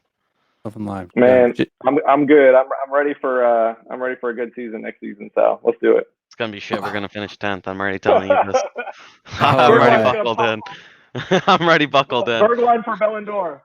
Bergwin for Ballon d'Or. I don't know about either of those 2 things. I don't know about finishing 10th or Bergwin's Ballon d'Or. I think 10th is more realistic. Koguma then, and because the super stickers are gone too, I'm going to act them out live here on stream. Koguma had a 3,000 won super sticker with a big with a pear plum. Who was why is that still going off? Sorry. A big pear guy doing this. Thumbs up, thumbs up. And then she did ask a question. She thinks, and I'm going to ask this to get both you guys' opinions because she didn't specify a particular name, but she's like, I don't think Son disappeared. I think it was just a dip. Do you agree or disagree? It was a dip. He didn't go 3 games. I'm looking at here at his transfer market. He didn't go more than 3 games without assisting or scoring a goal. And you know what? If your dip is that you're getting a goal or assist every 2-3 games, I can accept that. That's a good dip. You know what I mean? The guy scored about, let's see, in total, I think, what was it? 22 goals and 17 assists. That's a fucking great season. If Steven Bergwin put up those numbers, trust me, I would not be having this debate right now. All right. So And then I don't think he was invisible. I was just honestly using it as kind of the referencing point because Bergwine saw like fire the previous season, came in, obviously didn't. You know, Son, the beginning of the season was absolute fire. It's hard to keep pace with kind of where you were before, right? And so just kind of trying to drive the point home. Do I think he disappeared? No. Do I think that Son does have games where he dips and Yeah. it doesn't necessarily make himself established in this way and with like that aggressive attacking nature? Yeah, I do believe that. Yeah. awesome. And I'll say this, you know, every player is allowed to dip. He's a human being after all. You can't be good every game. You know, he has credit in the bank, unlike Steven Bergwin. It wouldn't just I would agree. necessarily. Yeah, I would agree as well. And then Kokoma has a 5,001 super sticker that is a little fox guy with a Japanese headband, and he's doing karate chops. So thanks for that 5,001 super sticker. And then we've got Aaron Dove here who says, buy Marcelo a mug of chamomile tea. I don't drink tea. I'm gonna have to send you a box of chamomile tea. I don't drink tea. And then Gogomanim also got another fox here wearing a gi. You know, saying good job. It's It's good debate. Yeah, and she says that. But we do have some regular non-priority questions here that we got to get into. So we have Bob Spur TV asks, and he didn't list a specific person, so I'm guessing he's wanting both of you guys' opinion. If Nuno loses 3 of his first 5 games, is he a dead man walking, or do we back him for the season regardless? You want to take that first, or you want me to go, Jason? I'll take this one first. Right. So I think that because Nuno knows how difficult it was to find him, I think he's probably got at least 10 more seasons with Spurs because I don't think they want to go through that process again. No, I think that it's a really rough start to the season. I could see it, particularly if we move to like a back 3. I could see us maybe having a dip early going against like City, right? But I don't think it'd be dead man walking. I think you'd have the opportunity to bring that back, particularly going that first half of the season, kind of see where it kind of flushes out because it certainly gets a lot easier in the back half. So, Marcelo. Do I think he's a dead man walking? Not exactly, but it's going to foretell that he will get sacked pretty soon eventually. It'll be classical Spurs. You know, a manager comes in, the players misfire, and then we sack the manager. It just seems always the theme. The manager always seems to take the fall. Would I still back him? Absolutely. I back every manager that comes to Spurs. I backed Mourinho until the very, not till the very end, but until I saw there was no more backing, that it was over. And I still don't blame Mourinho for why he got sacked. I blame the players for why he got sacked. But it's just the world we live in. You know, when the players give up on the manager, when the players, throw the manager under the bus, it's the manager that's going to go, not the players, because you can't replace a whole squad. You can replace a manager. And I think if he does have a poor start of the season, it's going to foretell that his stay at Spurs, whether I like it or not, it's going to be very short. Awesome. Very good. Our next question comes in from Athelstan Edwardson. He says, Will at WillStewartTHFCRants. Hey, William. There, I called you a name. Thank you very much for that question. That was not really a question. But like I said, if you at WillStewartTHFCRants, I got to read it out. Was that an S on it? The Williams? That it could have been at me. No, it was William. I'm just kidding. Yeah. My first name is your last name, almost. Then we've got a question here, a real question here from Mr. DP. And by the way, if you guys, I don't know if you're looking at the chat or not, but I thought the chat was fairly evenly keeled. There were a lot of people that thought Jason won the debate. A lot of people thought Marcelo won the debate. If you guys do have a question for either person, or if you disagree with their opinion and you want to get your own shots in, I know personally that when I'm watching debate channels, I love to get my question in there and stump one of the debaters, usually the one I disagree with my own questions. You guys can do that as well. Just remember, hit at WillStewartTHFCRants or put it in a super chat if you want to make sure it gets read out first. Mr. DP says, WillStewartTHFCRants, does Stevie B make it into any squad that finished in the top 4 last season? Again, he didn't specify a person, so I'm going to give it to each of you. Jason took the last one first this time, so we'll let Marcelo go first with this one. And he says no. No. Jason? I think based on form, he can't, right? So I think Spurs are just in a unique situation where they need talent to come through their system. That's clearly what Levy is asking for. So I think that we need players like Sessegnon to pay out. I think we need players like Bergwin to pay out. I think we need, players like Skip to pay out to kind of prove that the structure at Spurs isn't spend big like the Big Four. It's, essentially, spend some money in areas that we need it, but then also bring up those players that maybe are young and you're taking a little bit of a shot on. It was good recruitment. So I think that we have to prove that right. But yeah, Big Four, probably not. Yeah, no, top 4 last year. All righty. And then we've got the next one is from Kogomanim. She says, at Will Strategians, haha, love the reenactments. Thank you. It's probably more fun to do the super stickers and have me act them out than it is for me to just put it up on screen and say thank you. It's probably worth money more than actually just doing it itself. John Fitzpatrick. He says, at Will Stewart, THFC Rants. For me, the real number 1 Tottenham fans are the ones that are going to games week in, week out. What do you guys think? I'm going to give it to both of you because, again, he didn't specify a specific person. So therefore, do you guys think that it's the fans that are going to games week in, week out, or the real fans? Jason? I get this one first. Oh, man. Yep. So, I know fans that are on the West Coast that wake up at like 3 a.m. to watch games, and they would have an argument saying that the real fans are the ones that wake up at 3 a.m. to watch games, right?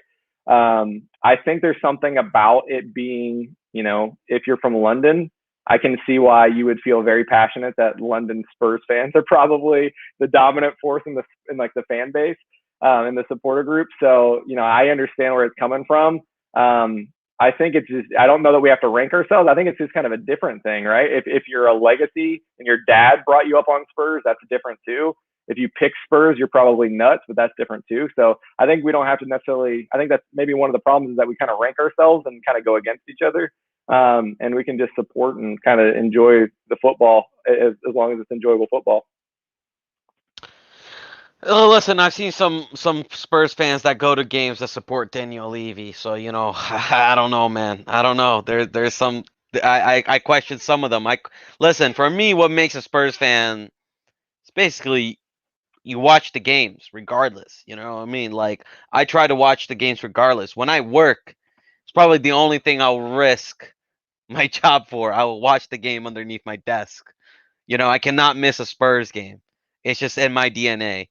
That for me makes a Spurs fan. I don't think I've missed the game. I've always tried to watch every Spurs game, and I from like it's all about the commitment, man. You ride the highs, you ride the lows. Most of the time, this is the lows with this club, but you ride that, and you know what? For me, it's also about doing this. Me and Jason getting out there debating, we're involved with the club, involved with caring about the club. I've probably spent more hours in content than some of the people that go, spend time at the games. And there's been some people that go home and away like Ben and Sim, and I'll never question their loyalty. Those guys are insane Spurs fans. So for me, no, I think what makes a Spurs fan is it's all about your commitment, and how much you really care and love for the club. Each one has a different way of expressing it. Like Jason seems more of a, give players a chance and, more of a positive, attitude way. I'm more of a pessimistic, fuck these players type way. But I don't doubt both of our commitments to the club. Agreed. And I'm just a moderator, but I have an opinion on this as well because I too am a Spurs fan. No. Specifically, the fact that you go to the games, does that make you a better Spurs fan than somebody else? Absolutely not. Absolutely not. You can know nothing about football, but have a box somewhere and go to all the matches simply because it's a time to go drink beer with the buddies on a weekend. There are a lot of people that go to sports like that all the time, right? I think your commitment to the club and how much time and effort you put into A1 being plugged into what's going on at the club, what's going on with the players, all that stuff. Anybody who's a YouTuber who does this stuff, you can't say that those individuals aren't fans because the amount of time that they research and go into that, and it's not. I'm not simply saying this because I'm not overseas or I'm overseas. I'm saying this for guys like Stel and Bob, and everybody else who's in England. Even if they were not to go to the games week in and week out, home and away, they're still what I call a super fan. Now you do have guys that are crazy that go in week out, week in week out. I mean, look at the England fans now. I don't necessarily agree with what they did. But the fact that they did this can show that they're a little bit of a nutter. But beating up the Italy people as they're trying to walk out of the stadium, that's horrible. But I mean, those guys, them, who does that unless you're hardcore on it, right? They're insane and criminals, but they definitely have a passion for whatever it is that they're looking at. But next question here comes from Shane Black. At WillStewartTHFCRants for Marcelo. Do you think there is any place in social media for racist comments? And what do you think is classified as a racist comment? Absolutely not. I will never condemn a racist comment. And anything that's You'll a racist always comment. condemn I will always condemn. My bad. Slip of the tongue. I knew what No, you were going to say. I will always condemn a racist comment. That's totally unacceptable. What happened to Stevie B? I was one of the first people to step up. I was also one of the first people to lay it off on him. I always feel like when a player goes through that rough time, it's when Harry Kane, when he missed that Zagreb goal, a lot of people went on him. I said, lay off the guy. It's Harry Kane. He'll bounce back. You know what I mean? I was with Stevie B. I was like, lay off. You can even ask my friend Arian. He didn't say any racist comment, but he was one of those people that was like, fuck Stevie B. How the fuck did you miss that? Fucking cunt. This and that. And I was like, listen, lay off on the kid. Let him give him some space. But yeah, no racist comment. If you were one of those people that were mad at him and criticize the performance, okay. But racist comments, no. Anything personal, you go after his kids, you go after his wife, you go after him as a person, unacceptable. You shouldn't go just stick to the football. Just stick to the football. Just stick to criticizing the performance, criticizing him as an athlete, as a player. Stick to what's relevant. Race has no relevancy in this. Harry Kane missing that chance for Zagreb has nothing to do with his skin color, has nothing to do with his nation, heritage, culture, whatever, religion, whatever. It has nothing to do with that.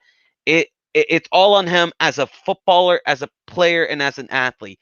That you can criticize. Stevie B, lack of performances, has nothing to do on his race, has nothing to do on his heritage, culture, and any of that. It's all to do with his performances as an athlete. Stick to the football, stick to the athleticism.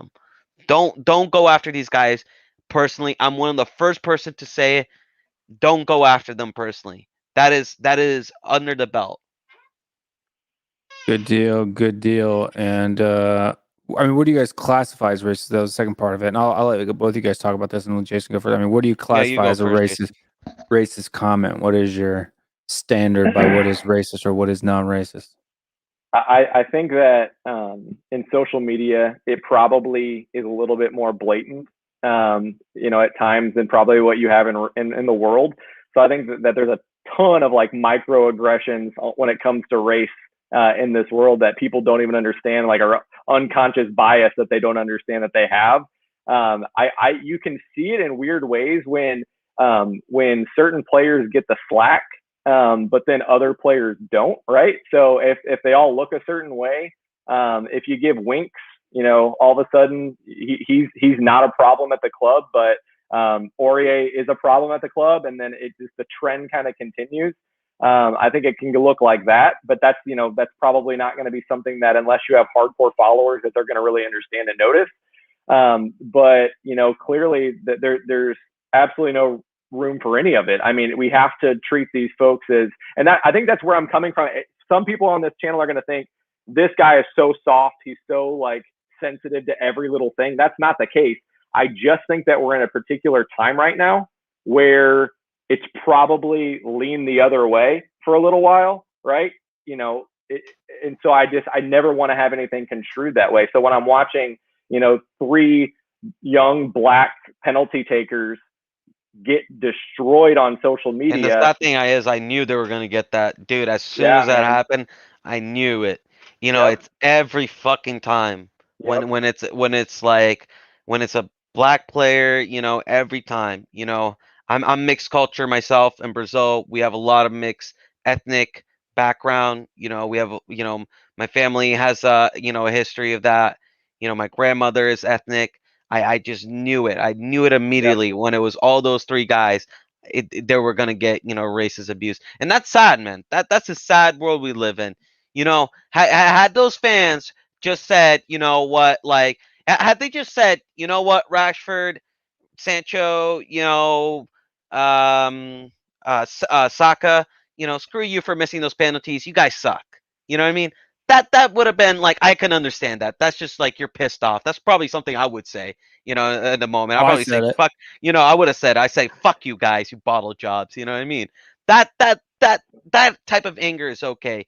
But as soon as you get to that point, I 100% agree. You're not a fan. You shouldn't have a right to have an opinion on any social media. You're a bigot, you're a dumbass, and you're an asshole. Has no place in football. That thing has no place at all. It's ridiculous.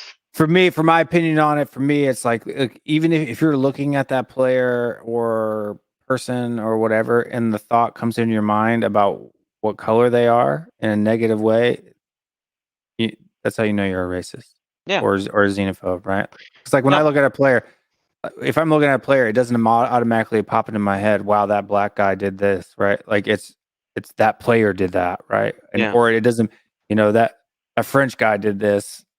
I don't think about where they come from in their nationality or what color their skin color is. I'm thinking about the player as a person, right? If you're looking at it about a person, you're good. If you're thinking about the color of their skin or where they come from, you need to check yourself before you wreck yourself.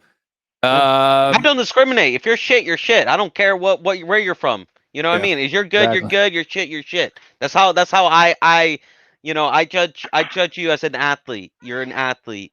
That's where that's where the line is. 100,000,000,000%. I agree with that. And the next question is from Aussie Tots. Is that Tater Tots or what? But thank you for watching, Bryce. He says, WillStewartTHFCRants. Bob, so he's asking a question for Bob here, also wanted to know if Levy is a poo-poo head. So for both of you guys, do you think Levy is a poo-poo head? You see that TikTok that he made? I mean, what a fucking clown. Did he make a TikTok? Honestly. Yeah, he made a TikTok. Was he dancing? Yeah, he was. Just what a fucking clown, man. This guy. I mean, Jesus Christ. Just, can we get rid of him already? Like, honestly, like honestly, like my love each year just like dies. Like I used to be one of the most positive fans, believe it or not, back in the days. I used to be like, yeah, guys, we're gonna win it this year. We're gonna do it. You know what I mean? Jose Mourinho, Pochettino, Redknapp. Come on, guys. You can do it. But over the years, man, this guy just kills the joy I have. He's Jason, such a killjoy. Fuck him. do you think that Daniel Levy's a poo-poo head? I think he's I'm emphatically saying shithead. And a lot of people have said some other things that I would definitely agree. This is where Marcel and I 100% agree, right? So when it comes to tough stances and calling somebody out for what they are, I think Levy's earned it. I think he's had plenty of years, about 20 of them, to earn that reputation. And yeah, 100%, the guy's got to go. He's in a weird situation where it's almost like if you married the CEO of a company's daughter and then you got a job, you're not going to get fired. And so you just live life like you just don't give any shits about anything. And you just don't put any effort or anything into it. If we want to talk about not giving effort, that's 100% where it is. And I think that, that Spurs being run that way has been a detriment for a lot of years. And that, I'm not hopeful with the new director system, with Paratici coming in, that it will change massively, but any change is good change. And I'm going to sit back and watch to see how these next couple of years turn out. And just, I'm hoping that this guy lights the world on fire with transfers and in the window and his business dealings, because then maybe the poop head takes a little bit of a backseat when at least comes to touching football. Because where I don't think he's a poop head is in building the brand value. And that does, whether you like it or not, whether you hate the fact that we destroyed old White Hart Lane, and we moved to this big stadium, this monstrosity, right, where we have Lady Gaga concerts. It's good for becoming a big club. And I think he's good at that, but he doesn't need to touch anything else because he's an asshole. Good deal. Good deal. I agree with both of you for the most part. I may have some extra opinions on that, but we'll say that for a different show. Bob Spur, the real Bob Spur, asked a question for himself here. He says, for both, how important are the upcoming, hopefully pending NFL protests, and do you think that they will happen? So Marcel went first on the last time. So Jason, you're first this time. So it's actually really interesting. I remember, if you guys remember the NBA playoffs, whenever certain players were deciding on whether or not they were even going to play games, me and my friend had a really pretty heavy debate about that, and kind of like what it meant. And we kind of sat on the side. And for me, I think that more needs to be done in sports. I think that we have gone too soft on this issue for way too long. And we've put money above humanity in a really sick way. And I think that we really need to kind of get our morality back when it comes to sport. And, I think something has to be done. I don't know that whether, and what's going to really happen within the NFL, but, essentially these predominantly, black sports these athletes are being treated like objects. And then when they, give their opinion on something, they're essentially told to shut up and play ball. And, it's got a really weird vibe about it, particularly. I think we lost your audio there for a second. I think we lost your audio there, Jason. I think you were making a great point. The NFL decided to silence you. Maybe your headphones, your AirPods died, probably is what's going on with that. Mr. Marcelo, you should be fine with just echo cancellation. If your laptop has just an internal mic, you should be fine, Jason. Marcelo, what about yourself? Or Jason, if you got that fixed, let us know and just unmute yourself, come back in, and you should be fine. Honestly, I haven't really kept up with much of the NFL protest. When is it supposed to take place? October, I think. And is that going to be in the NFL stadiums, or is it also going to be in the Spurs stadium, where the NFL games are being held? Spurs Tottenham Hotspur Stadium is where they're going to be held. Yep. It depends. I don't know. It all depends on the fan base. If people show up and people, don't chant Dali Ali songs, don't chant, Musa Sissoko songs and all that nonsense. If people actually go in with the intention of change, anything can change. Listen, people that have this opinion that, we as fans don't hold any power, we as people don't hold any power, we hold all the powers. It's all about whether we want change or not. You know what I mean? If the United States, civilians decided to all of a sudden, everybody, protest and, make a change in some law, we can push for that change. It's been proven many, many times. We do hold that power.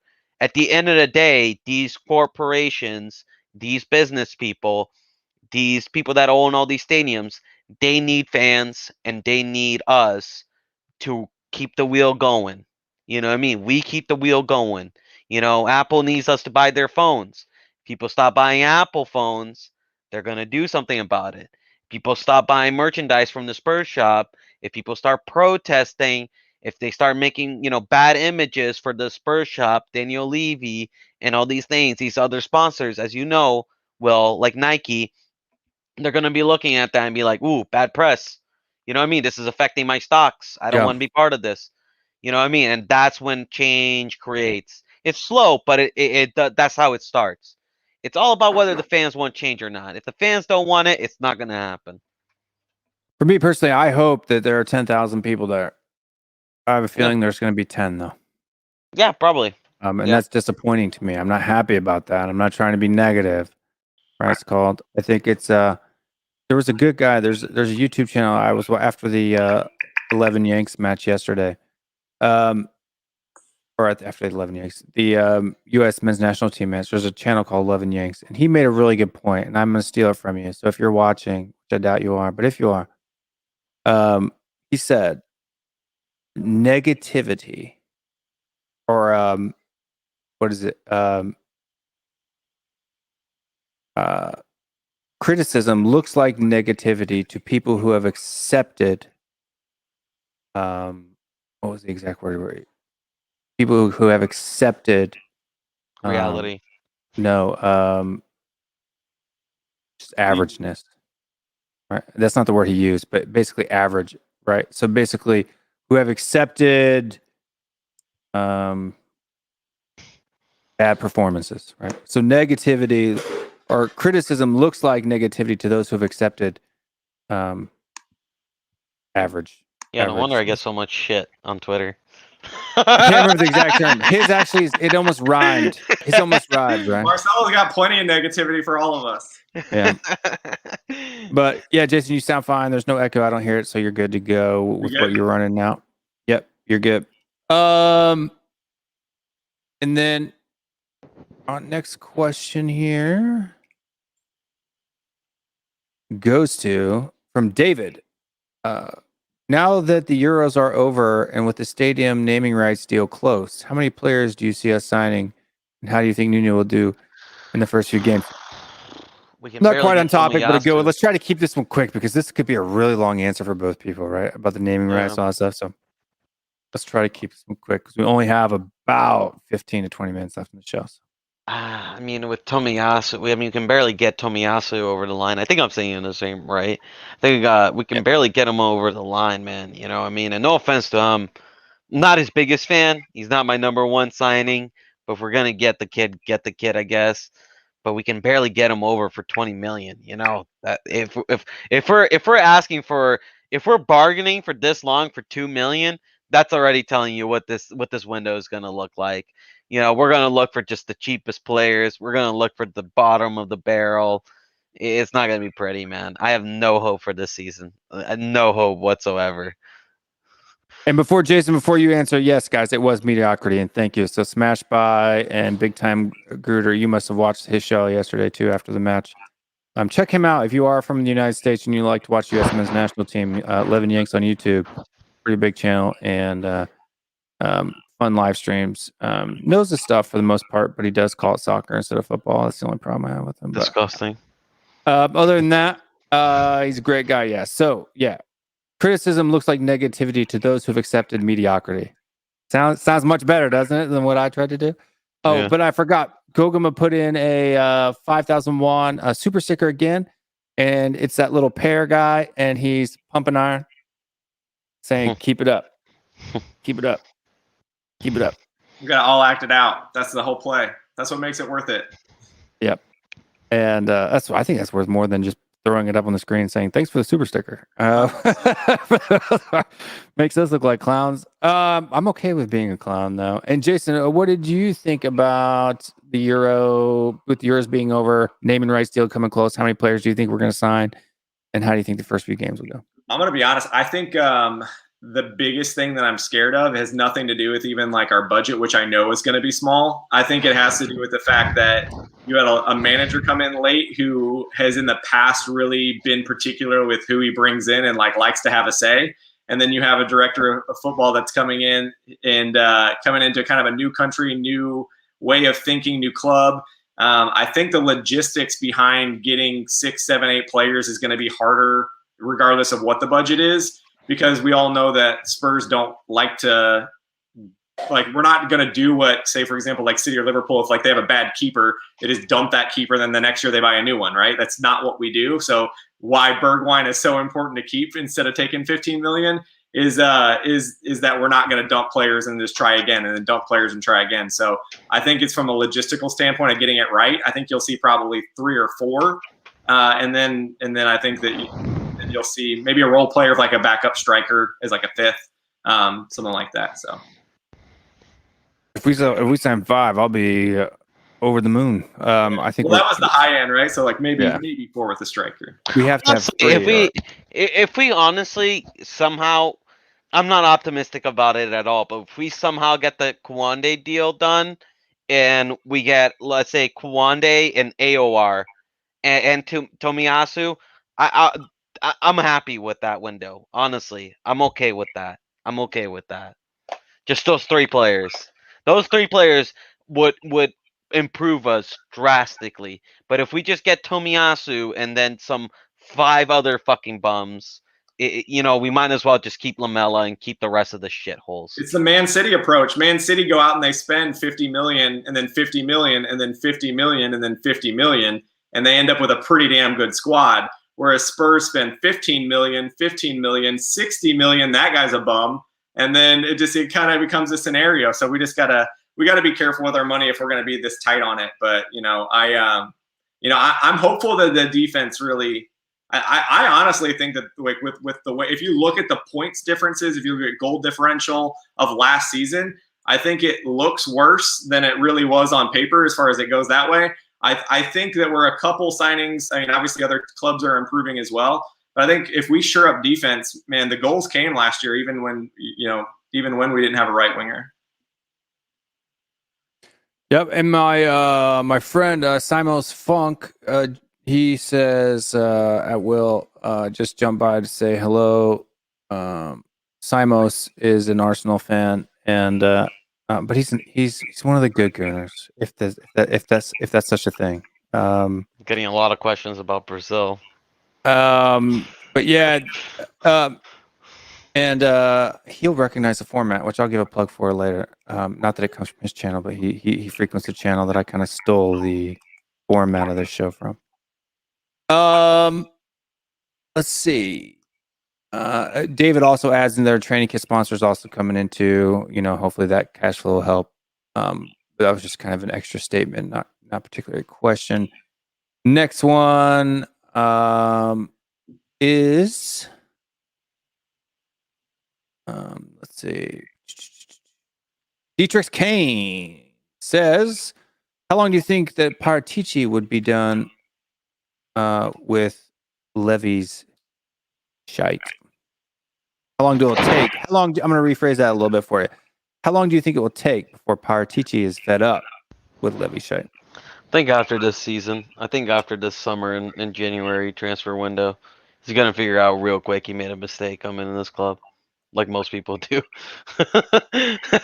Honestly, until Levy gets out, I have no hope whatsoever at this club anymore, man. I'm broken.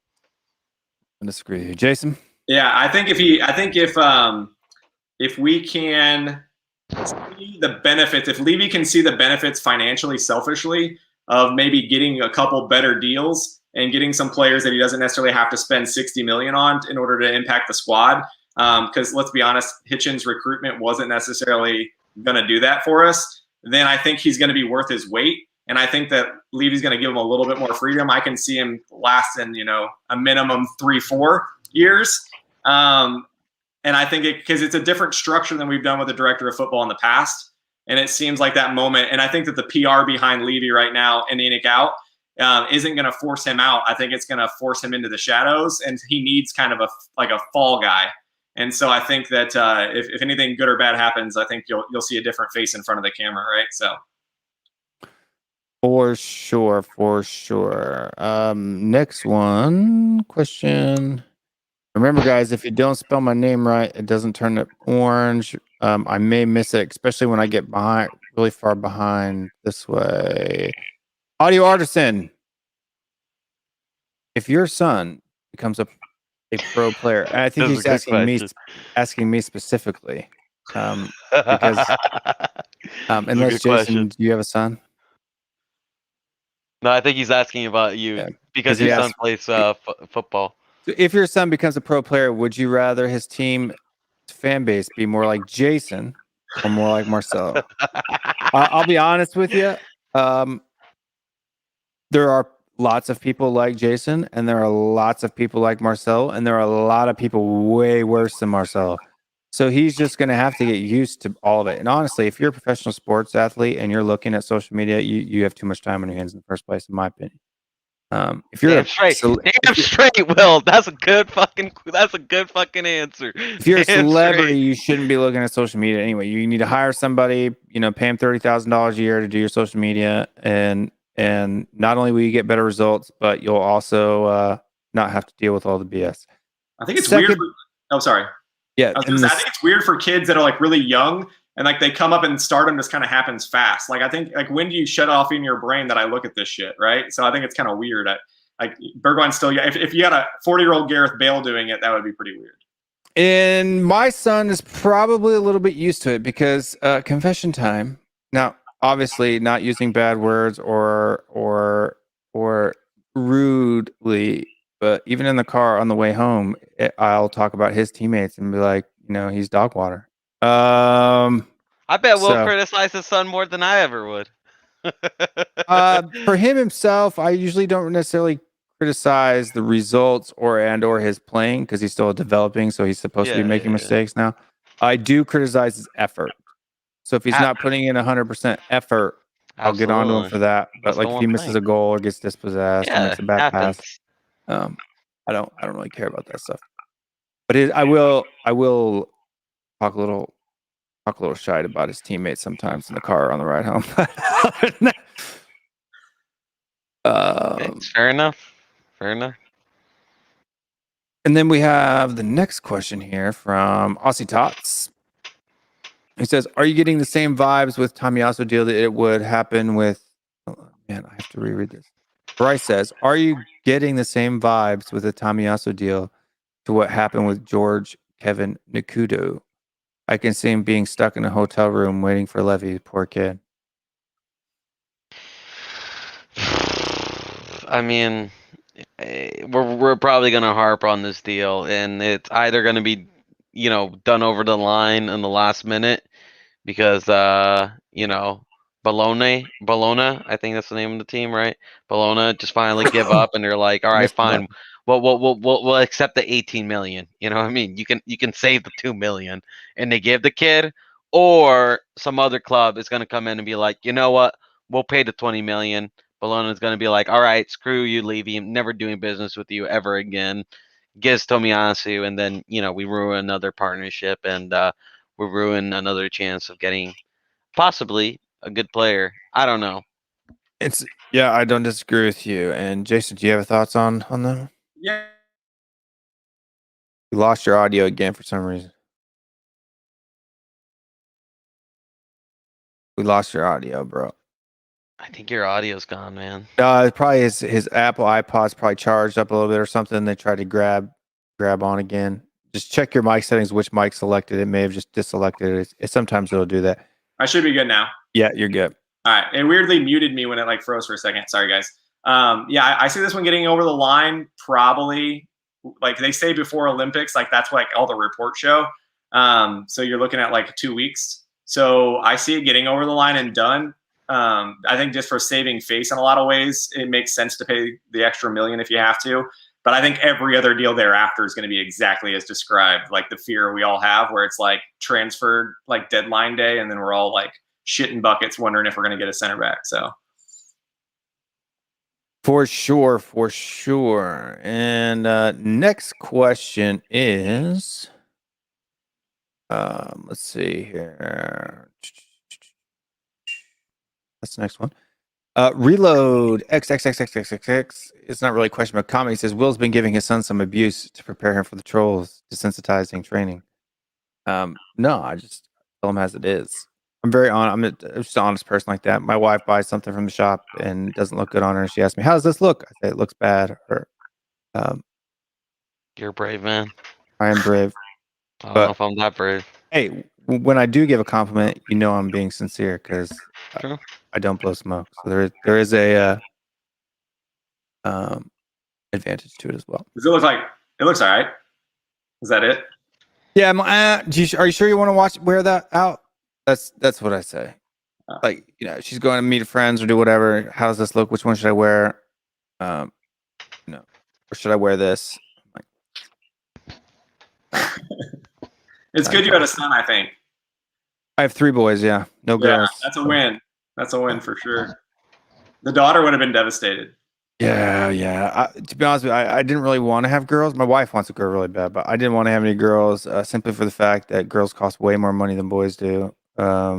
Shoes and bags and kinds of stuff. Although my older son has about 300 pair of football boots that cost about $200-$300 a piece. So yeah, that's more dad's fault than his fault. Alejandro Perez asks, for the people who saw the Copa America, why are people saying some of these South American lads couldn't make it in the Prem if the physicality in the Copa America is insane? Because people don't, they watch only the Premier League and they only watch, European football, and they think, they understand football, but they don't understand that Copa America is just as physical as it is in Europe. Copa America had more fouls. If you watch a lot of the games, it is constant fouls. Argentina went studs up on us about 5 or 6 times. There at least should have been 1 red card in that game. I'm not going to complain. Look, it is what it is. We lost. I'm over it. I'm not one to make excuses. Winners wins and losers lose. That's how it is. You get away with it. It's not cheating. But listen, that game that had like about 40 fouls that game, that Brazil versus Argentina game. You didn't see that many fouls in the England-Italy game. Players just letting players go through. No. In South America, a player gets a ball, it's in a counterattack. You better foul that fucker. You know what I mean? You don't let him run. That's how we do it there. It's just as physical. They had switchblades in their socks. I saw it. I can't prove it, but I saw it. So it's nasty, man. They get nasty. It was nasty. It was awesome from a guy who watch. Like I watch a little bit of like Serie A. I watch different leagues, right? But the Prem is your main. Like everyone talks about how like physical the defending is. I think it's in size. Like it's like the defender's size. Like these English guys may be taller, but from a physicality standpoint, Copa America had it in like spades, man. It was real physical. Yeah. So I enjoyed it. Good game. Yeah. CONCACAF's very physical too. Not quite as physical as CONMEBOL, but I think there's a lot more heavy hitters and over on this side of the world than over there. To be honest with you. But that's a topic for another show. That could be a good debate. If anybody wants to debate me on that topic, American football, North and South, is far more physical than European football. Email me at debate.thfcrants@gmail.com. We can have that debate. Next one, reload XXXXXXXX. Why so many X's? Levy is probably asking Tamiyasu to pay the remainder of the fee or to hand in a transfer request to waive certain bonuses. So that was more of a comment than a question. So for the sake of time, we will move on to the next one because we're running in the last 10 minutes. If you do have a question, you want to make sure that it gets read out because I'm not to the bottom of the list yet, although I am getting there. Actually, I think I just reached the bottom of the list. Last 10 minutes to get the question in. Other than that, American soccer or NFL? Football would be American soccer. Yeah. No, it's American football or football. Yeah. I don't know Brian if that's Daigle. working. That's a weird way of phrasing it. Yeah, I don't know. Brian Daigle has a question here. He says, at Will Stewart. Well, I can't do that or it messes up the screen. I guarantee that the NFL protest is going ahead. I'm going home specifically for them and will be making myself heard and know a lot of people there that are going quality over quantity. That's sure. I'm sure it'll be Brian and his buddies. Like I said, 10 people. It's a lot of quality, but as much as listen, Brian, I love you, buddy. You know, you're my guy, but unfortunately, when it comes to protest, it really is about quantity. It just is.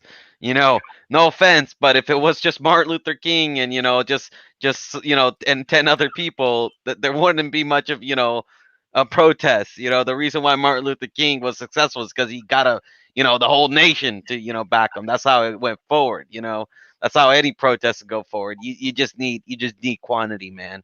You need the people on your side, and if we can't get like what I try to do with a lot of my criticism is, despite whether you agree with me or not, I try to get to the fan base to at least come together and discuss topics. Because the fan base is just too divided, just too divided right now. Nobody wants to talk to one another. You disagree, you're automatically the enemy.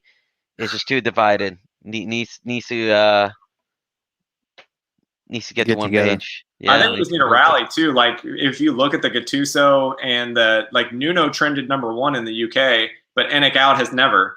And so we need to rally around the same shit. That's it needs to be, the voices kind of rallying around that way. And then if you looked at Manchester United's protests were a little too nuts. It went crazy. I loved it. But I mean, from a sheer just volume standpoint, man, I just feel like, I can't say anything because I don't have the luxury or ability to kind of get there. But, I would like to, at least, even from a social standpoint, let's just get the same shit trending and get it in the right, let's go after the right, animals. So let me ask you this, Jason, and I don't know if you agree with this. We're the club that needs the most protests but are afraid to protest. Yeah, I agree. Hey, I'm not all rainbows and sunshine when it comes to Spurs, man. I have my pissed off moments. You can't support this club without being pissed and hating most people. So I feel it, trust me. And I want to shout and I get on it too. I know you do. I can see it inside you. You hang around with me and David. You hang around with David and I long enough. We'll bring it out on you. Right. You can ask Mr. K. He used to be all happy and sunshine, but we let out the true emotions. Yeah, we need to get it going. I mean, I'd like to see us all rally behind the same stuff and get it figured out. The divide is what's killing the numbers, though. I really do believe that. Yeah, we need the numbers. Totally understand. And Brian, I hope you're right, man. I really do. I hope you're look, if there's a bunch of people in there, okay, that just popped up, so I'll read it after I do. But Brian, I hope you're right, and dude, I hope it's 100%. Kyrian in with a $5 super chat says, just got off the Yid Kid live stream. I hope that went well. He asked me to be on it, and sorry about that, Yid Kid. I didn't pick the schedule tonight. These two beautiful gentlemen up here did. But I will go back and watch yours, and you guys need to come back and watch ours. About to watch this back. Quick question for the panel. What do you think about Dom Barati as a Bale replacement? Class. I pronounced his name wrong, I'm sure. Barati. You'll be a fantastic player that we'll never get. We need a right winger, though. All I'm looking for this transfer window is 2 center backs and a right winger. After that, anything else is a bonus. If we don't get those 3, I'm going to be pissed off. We could sign Cristiano Ronaldo, and I'd still be pissed off. Because we need a right winger and 2 center backs. We lost Gareth Bale. He's not coming back. Shame. And who's going to play on the right? Don't ask me. Stevie B. Stevie B's a left winger. He's not a right winger, though. That's the problem. I agree. That's another thing I agree. Yeah, I did say it to David multiple times. He is a left winger. Yeah, he looks. But let's be honest. Are we gonna play him over Son? No, Ronaldo, no. King of the lane. Come on now. No, I mean, if you need to give Sonny rotation against a team, like say you're playing Sheffield United or something like that, or you throw him in there, do whatever. I like to switch every now and again. like during the game. We Like, we need to play Stevie B in the cup games. Maybe then I'll agree with you. But nah, he shouldn't be Especially in playing this any important. yeah, European Conference League or whatever. He should get a lot of Yeah. minutes. yeah, 100%. I don't want to see Sonny in anywhere near this conference league. And then we've He shouldn't got even be in it. Yeah. got Gogamanim again. This time it's a little girly fox who's clapping. Bravo. So I think it's more fun. I have more fun doing that. I look like an idiot, but I have more fun. And who else? Next question. There were some other questions before the super chat. Just so you guys know, I do try to get all the questions in. I may not get to all the ones that are asked, but I definitely will get to all the ones that are super chats because those do get priority because people are paying for them. Do y'all worry about signings like Tomiyasu? This is from Reload XXXXXX Adult Shop. Who will be going to the Olympics, can't integrate into the team, and will most likely have a slow start. Well, I'll let Jason go on first about Tomiyasu. So I worry about it because it's in one way it's almost like what like Gio has dealt with, where he hasn't had a preseason with Spurs, and you just kind of wonder what would happen if he did. If that's like the missing piece, like we always wonder the what if scenarios, like would that be like that one little thing that push him over the edge into like really fitting like the formula of the squad or fitting like with a better pivot with like somebody like a partner. So I do worry about it in that context, but he's gone like his game with Japan, which I mean, he clearly isn't playing a lot with those guys, you know, in Italy. You know, he immediately came on, made an impact, like I think had a really big contribution that led to a goal. So, you know, I think he's a player. He's got, for the size at 6'2", they say his pace is like absolutely rampant. Like he's like super fast. And then he's got that stature for the Prem, which is good. But I think he was like the second fastest person in like the Japanese league or something like that. It was like something crazy. They can be fast. Big guys can be fast. I'm a big guy. I'm pretty fast. I'm Especially a on a little long bit distance skeptical run. about Tomiyasu. You know, a lot of the Italian players that do come to the Premier League, unless they're like already proven or already like a sure thing, you know, a lot of them struggle to adapt to the Premier League, to the pace of the Premier League, especially defenders. I would say if he was like a midfielder or a forward, I wouldn't have that big of a deal. But I think a lot of the defenders that come from Serie A to the Premier League often don't do well transitioning at all and don't find success. I don't think I can remember a defender from the Serie A that came to Premier League that found success. It's just the speed and the way the Premier League defends. It's all about, in the Premier League, it's all about high pressing, and you need your back lines to be able to get back and forth. It's very exhausting. It's much more demanding on back lines in the Premier League than it is in you know, than it is in Serie A. No, I'll give him a chance. I'm not. It's not like I already said it. It's not a signing I'm too excited for. I would go for other players. I was killing for Emerson Royale. I mean, Barcelona are on this shitstorm right now. I would have taken absolute advantage over that. I think Emerson Royale is a sure thing. I think he's going to be one of the best right backs in the future. But, you know, listen, I'll give the lad a chance. You know, I'll give everybody that comes to Tottenham a chance.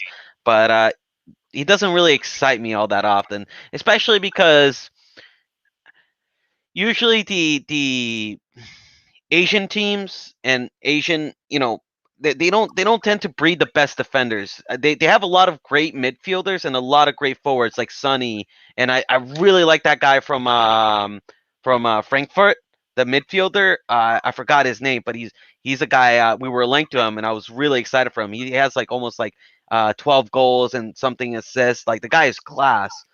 But like defenders, you know, like it's almost like Brazil. Sometimes I don't like. Brazil don't really sometimes like, unless this generation, we have never really produced the best center backs until this generation, you know, until like now we have Thiago Silva and Marquinhos. But before we've had, you know, pretty good center backs. We were known for attack and midfield.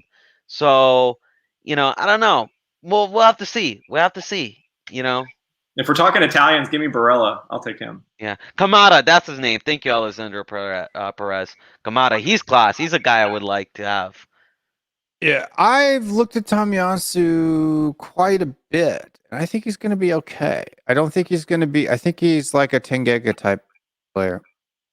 He's not going to be like a solid, like by himself defender. But if you need someone who's a right side of a back three / fullback type deal, I think he'll be okay.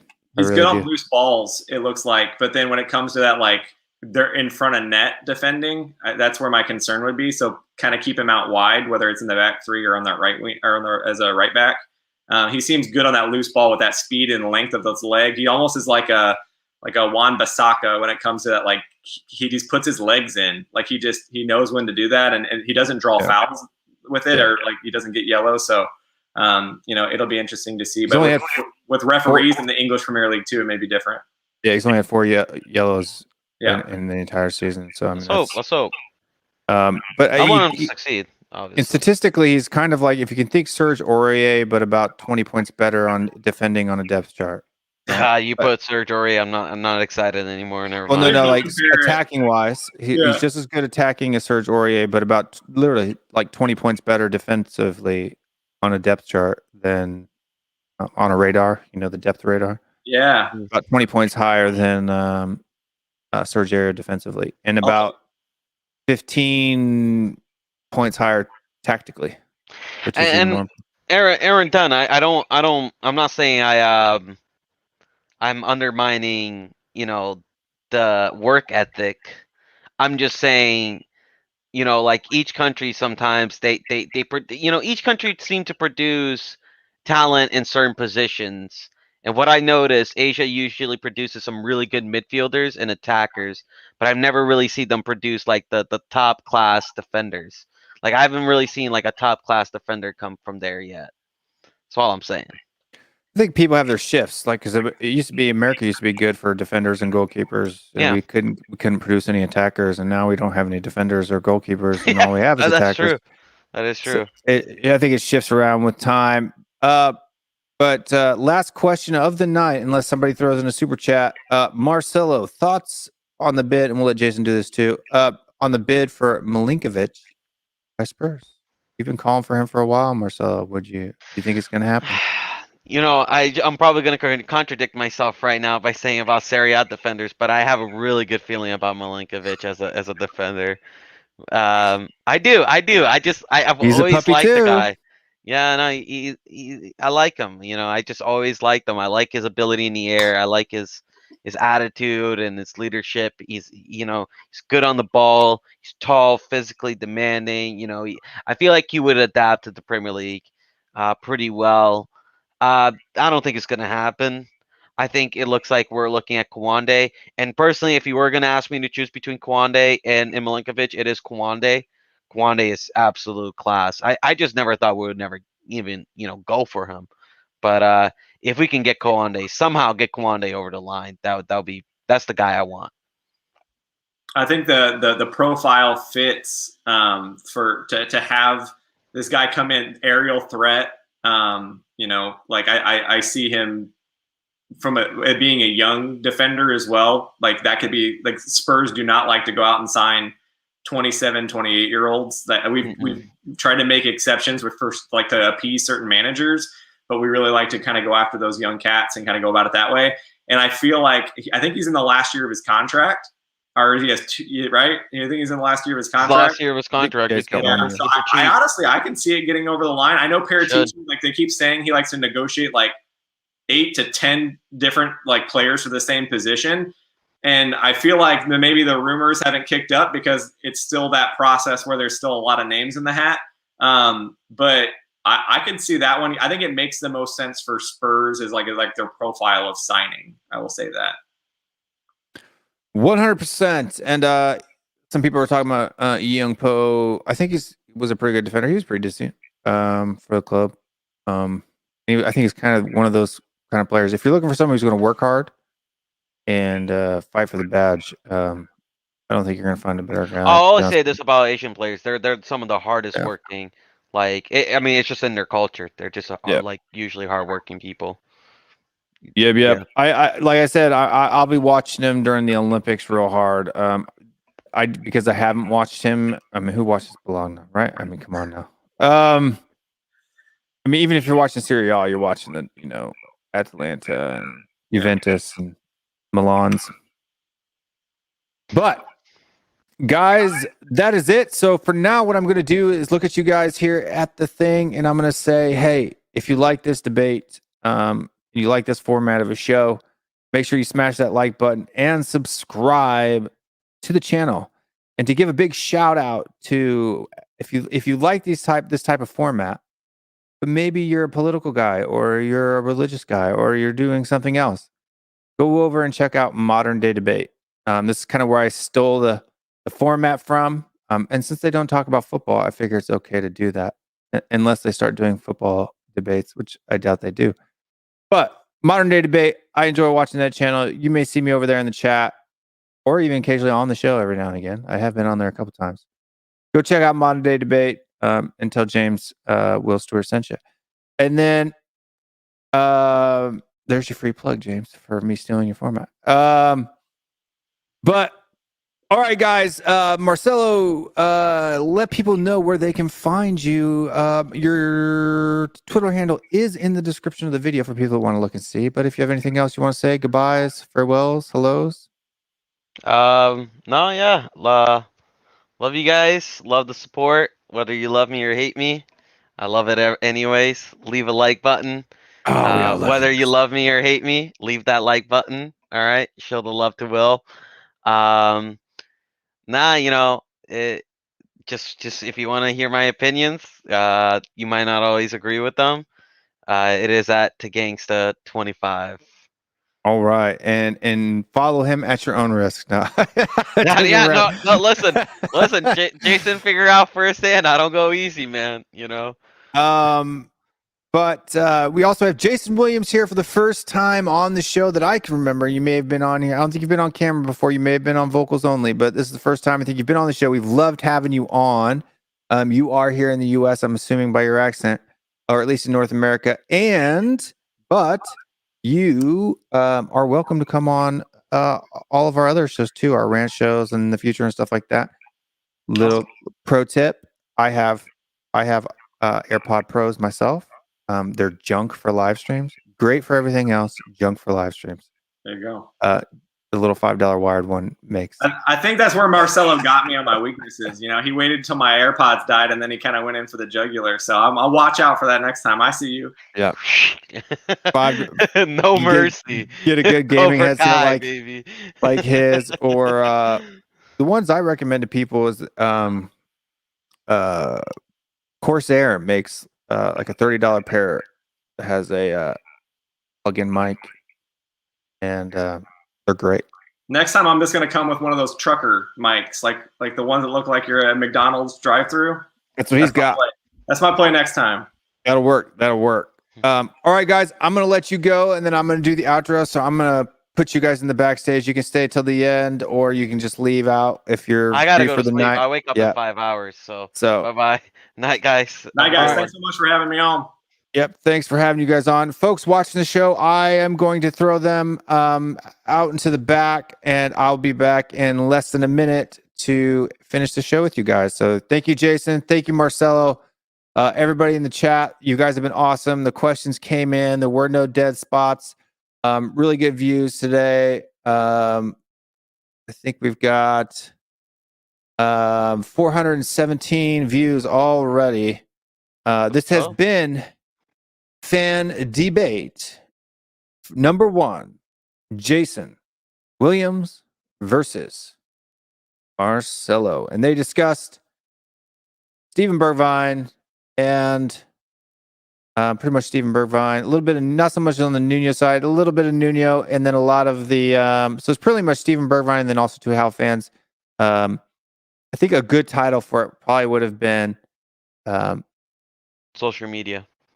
Social media is toxicity positive for players.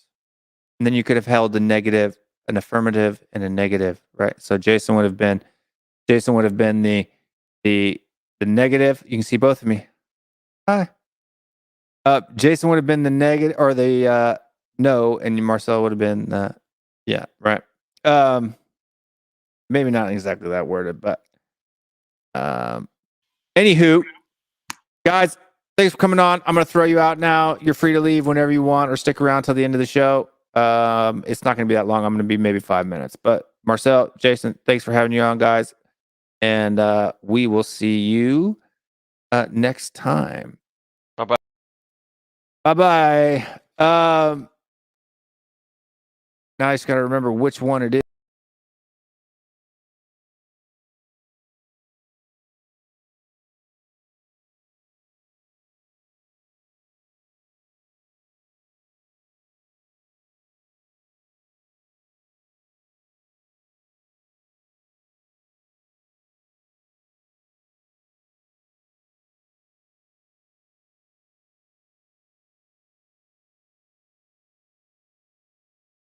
All that. I don't think you can hear me. Can you hear me now?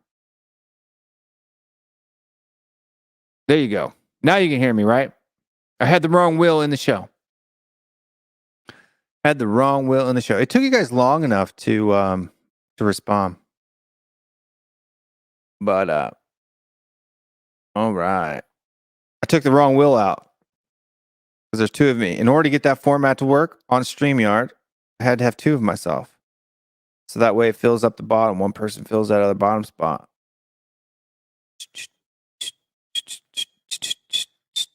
Anyway, folks, I will be live tomorrow for my normal bald and bearded Tottenham Boy show. I don't know who's going to be my guest. Is it going to be Cody? Is it going to be Bob? Or is it going to be some other hairy egg? You know, my son called me a hairy egg yesterday. That wasn't very nice. But I thought it was a great show. If you guys want to see more debate shows like this, make sure you like, subscribe to the channel, and we will be able to do more of these stuff up. If you want to debate, hit me at debate.thfcrants@gmail.com. Or DM me on Twitter at WillStewa, WillStewa, and or search for WillStewartTHFCRants. Don't forget, if you are a Twitcher, make sure to follow us on Twitch. You can watch those there that way. And thank you very much, everyone, for all the super chats. Our super chatters tonight, just to give them a big shout out one more time, is Aaron Dove. Rounding up with 3 or 4 of them. 포그마님, 왜 그러세요? 왜 그렇게 많이 하네요? You super chatted and super stickered far too much. I think you just liked seeing us do the things. So if that was fun for you, I hope it is. But thank you very much for your support. And Kirian at Spurs Sick. If you guys haven't subscribed to Spurs Sick yet, make sure you go and do that. But guys, ladies and gentlemen, make sure you go over and follow Jason Williams and Marcelo on Twitter. Their Twitter handles are in the description below. It's not a link. It's just a handle. Just copy it, paste, or just look it up and go. It's pretty easy. Make sure